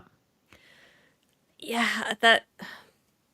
It's not poor Gameloft. No, not poor Gameloft. Gameloft not listen.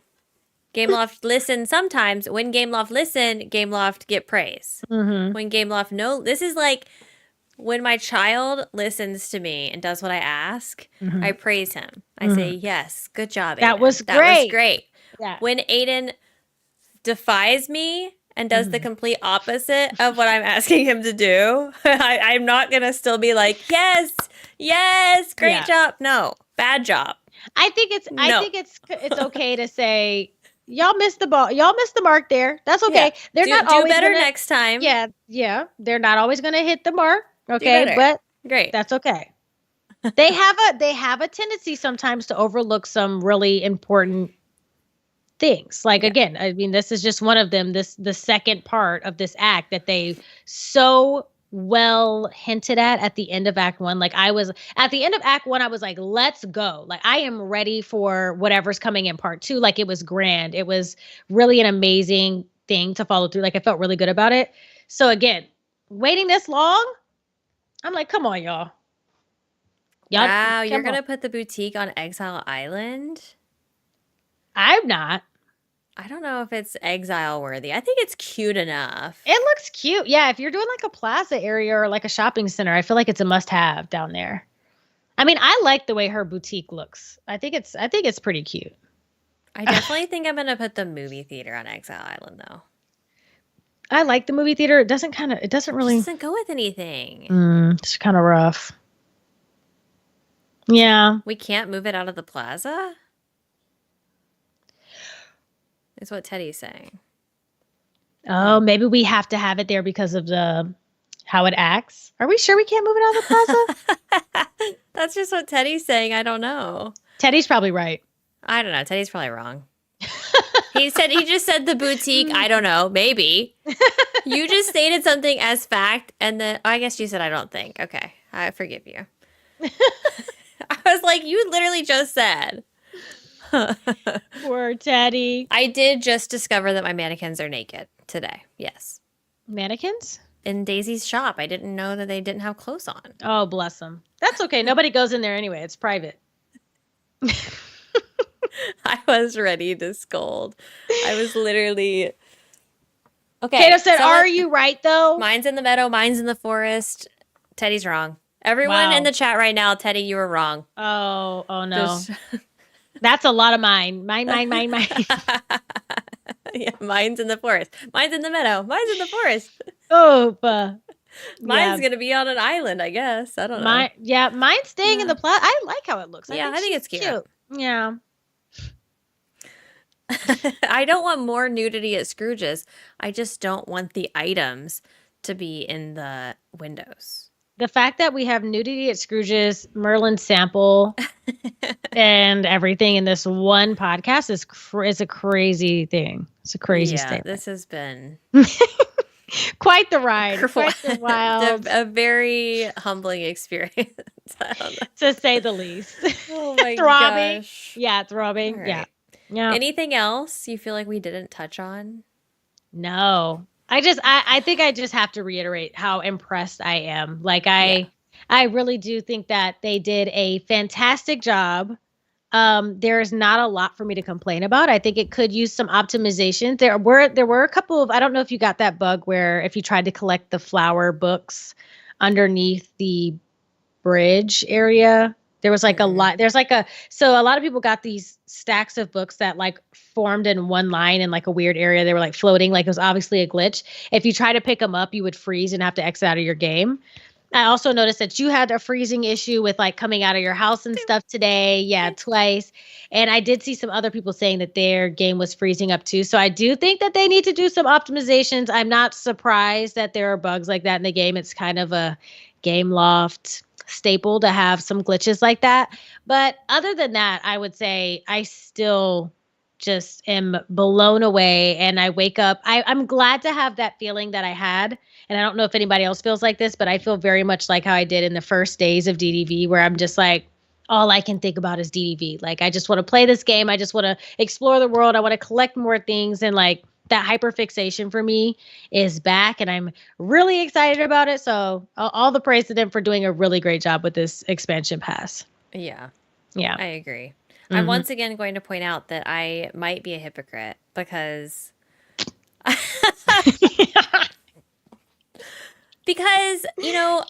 think I may have stated, I don't know about publicly, but definitely privately, that like I'm pretty easy to please when it comes to games. I know that it's a joke, haha, that I complain a lot and this and that, but in the grand scheme of things, I can find the fun in most games that I play.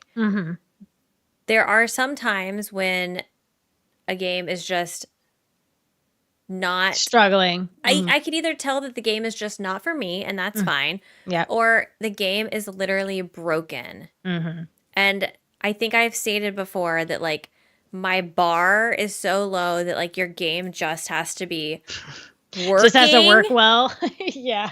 And like now I think my bar is even lower, that like your game doesn't even have to be working. It just has to have cute stuff in it. Because at this point, like my game's still not working perfectly, but like it is an improvement on what it was. Yeah. But now like the content is so much better. Yeah.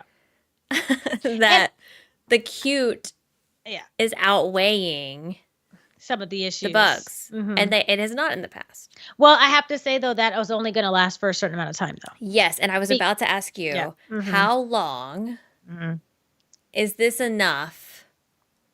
Like, how long do you think this excitement, this feeling lasts before we start to fade again? A month. Okay. I think I have about a month. And again, I've said this before, no matter how impressed I am with the DLC, no matter how blown away I am, it's still, none of it will matter through time if DDV does not focus on their base game. If they are not actively right now focusing on optimizing the game, making sure it runs smoothly, because regardless, Gameloft is a big enough company to be working on these things and to actively fix it now and continue to keep it fixed through the future. I think there's no reason why they like shouldn't sound like a medical product. You've got about a month. You've got about a month left. You just But like literally, I just feel like you can't continue to sell DLCs on a broken base game. Agree. I just feel like that is so wrong on so many levels, to be like, hey, keep buying our DLCs because look how amazing and beautiful they are and all the cool stuff you get. But you won't really be able to decorate very well because at the core that's broken, and you won't be able to do X, Y, and Z well so it's like that's really important to me and I think should be to most people for the longevity of the game. So I don't know. We'll have to see. I got to stop reading chat. I know they're unhinged today. Yeah, because here's the thing. I've been playing for 2 days now. I haven't been focused on decorate. I would say my number one, other than me completely freezing and getting kicked out of the game, my number one glitch is my inability to move my camera in furniture mode. It's infuriating. With WASD. You mean, using WSAD. It glitches along, right? Yes. Like that's what I you're have getting? to like just tap it. I can't use anything. I can't be turning my mouse at the same time either. I have to just kind of like tap. I have to click and like drag. I literally am moving my furniture mode like. Yeah, that's mine's doing the same thing. So I have to use my mouse to drag it. It's so bad. I can't even really use my mouse to drag it right. And that's what, I was complaining about it. And then people in chat would be like, well, just use your mouse. Well, no. You want to just use I use WASD. I have a keyboard and mouse for a reason. Yeah. I use WASD to move side to side or forward and back. And then my mouse is used to rotate. That is how games work. Well, that was how it was originally, too. It's not like it worked like that originally. So they need to fix that. Is it a glitch or is it a feature? It's a glitch. There's the camera jerking. Like if it was just slow moving, that'd be one thing. But the fact that it's like, why do they keep trying to change the way that furniture mode I have no works? idea. I have no idea why they want to do that. We like, need to give it a rest. Quit doing it. It makes everyone mad every single time. Like, I still don't know. Like, is this the solution for the Switch crashing in furniture mode? I don't know. Or what? Like, they've got to be testing something. Do not change how a PC player decorates because a console player is having an issue. Just change it there or give it a toggle that is just like, it's basically just like, hey, this could improve your performance on this console if you use this system of decorating. Whatever. But don't change it across the board. It makes no sense. And so I don't know if it's something they changed or if it's something that is just happening. I have no idea either, but it seems like every time they go to change something across the board for decorating, it affects everybody in different ways. Like people getting their mouse or whatever, that little hand thing getting stuck in the middle of the menu that they had to turn into a toggle. It just seems like a lot. And like the other one I get too, and I don't know if you've experienced this one, but like if I try to put something away, like or click out of an item, it picks up the next closest item to it. And then when I try to put that down, it picks the other one up. And then I have to physically hit escape on a keyboard for it to stop picking up the stuff around, even though it's not what I'm clicking on. I was experiencing that doing a lot with my like storage room. It was doing it over and over. So I had to keep hitting escape. So it's like the little stuff like that can really slow you down when you're decorating. So yeah, I'm just really hoping. And that's just a couple of the bugs. I know other people have experienced other things and they just really need to focus on their base game. Don't continue to sell people DLCs if you can't finish your base game. It's not right. Yeah. So they have to, again, I'm holding out hope that all of these things are going to be fixed December 4th. December 4th, yeah. Like your whole update is revolving around decorating. That experience needs to be the best that it can possibly be. These bugs need to be gone. Now, correct me if I'm wrong, though. The smaller update with Timon and Pumbaa that came out in October or whatever, that was supposed to be smaller because they were focused on working on the game, right? Like, didn't they say I think so. I remember them mentioning, so, yeah. I didn't play that update. I'm pretty sure that's the one. Was that the one that my internet stopped or was it the one before that and then I just didn't play Timon and Pumbaa? That was Tiana, I think. You didn't play Timon and Pumbaa. I don't think I even touched Timon and Pumbaa. Yeah. I don't know. We'll see. The emotions that I have with Dreamlight Valley is just crazy. I can go from like the highest high to the toxic low, relationship right there. Oh my gosh, please. Yeah. Please. December 4th, yes. They made it through their first trial, okay? We are good. We're on good terms now. Yeah. But you get one chance. They got to do that one right. I can't imagine they're going to mess that up. Yeah. You have to do it. I'd rather them delay it and let us know that they're delaying it to make sure it's perfect. But don't release it buggy because people are going to be so incredibly disappointed, I think.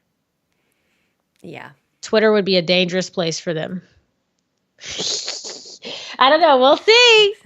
I'm being optimistic. If this DLC says anything about the work they've been putting into the game, I'm hoping they're putting the same work in the base game and into these new features that are coming on the 4th. So we'll see. We will see.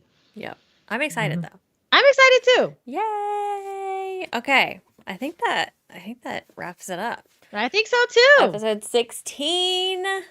We're back. We're back, baby. I assume, I don't know if we'll have another one before this next update. I don't know if anything will happen between then that we feel like we have to cover. Yeah. But I'm assuming we're going to have another Valley Talk after that update at the bare minimum. Yeah, for sure. So, we're definitely talking. We're going to have to discuss it all. Yeah.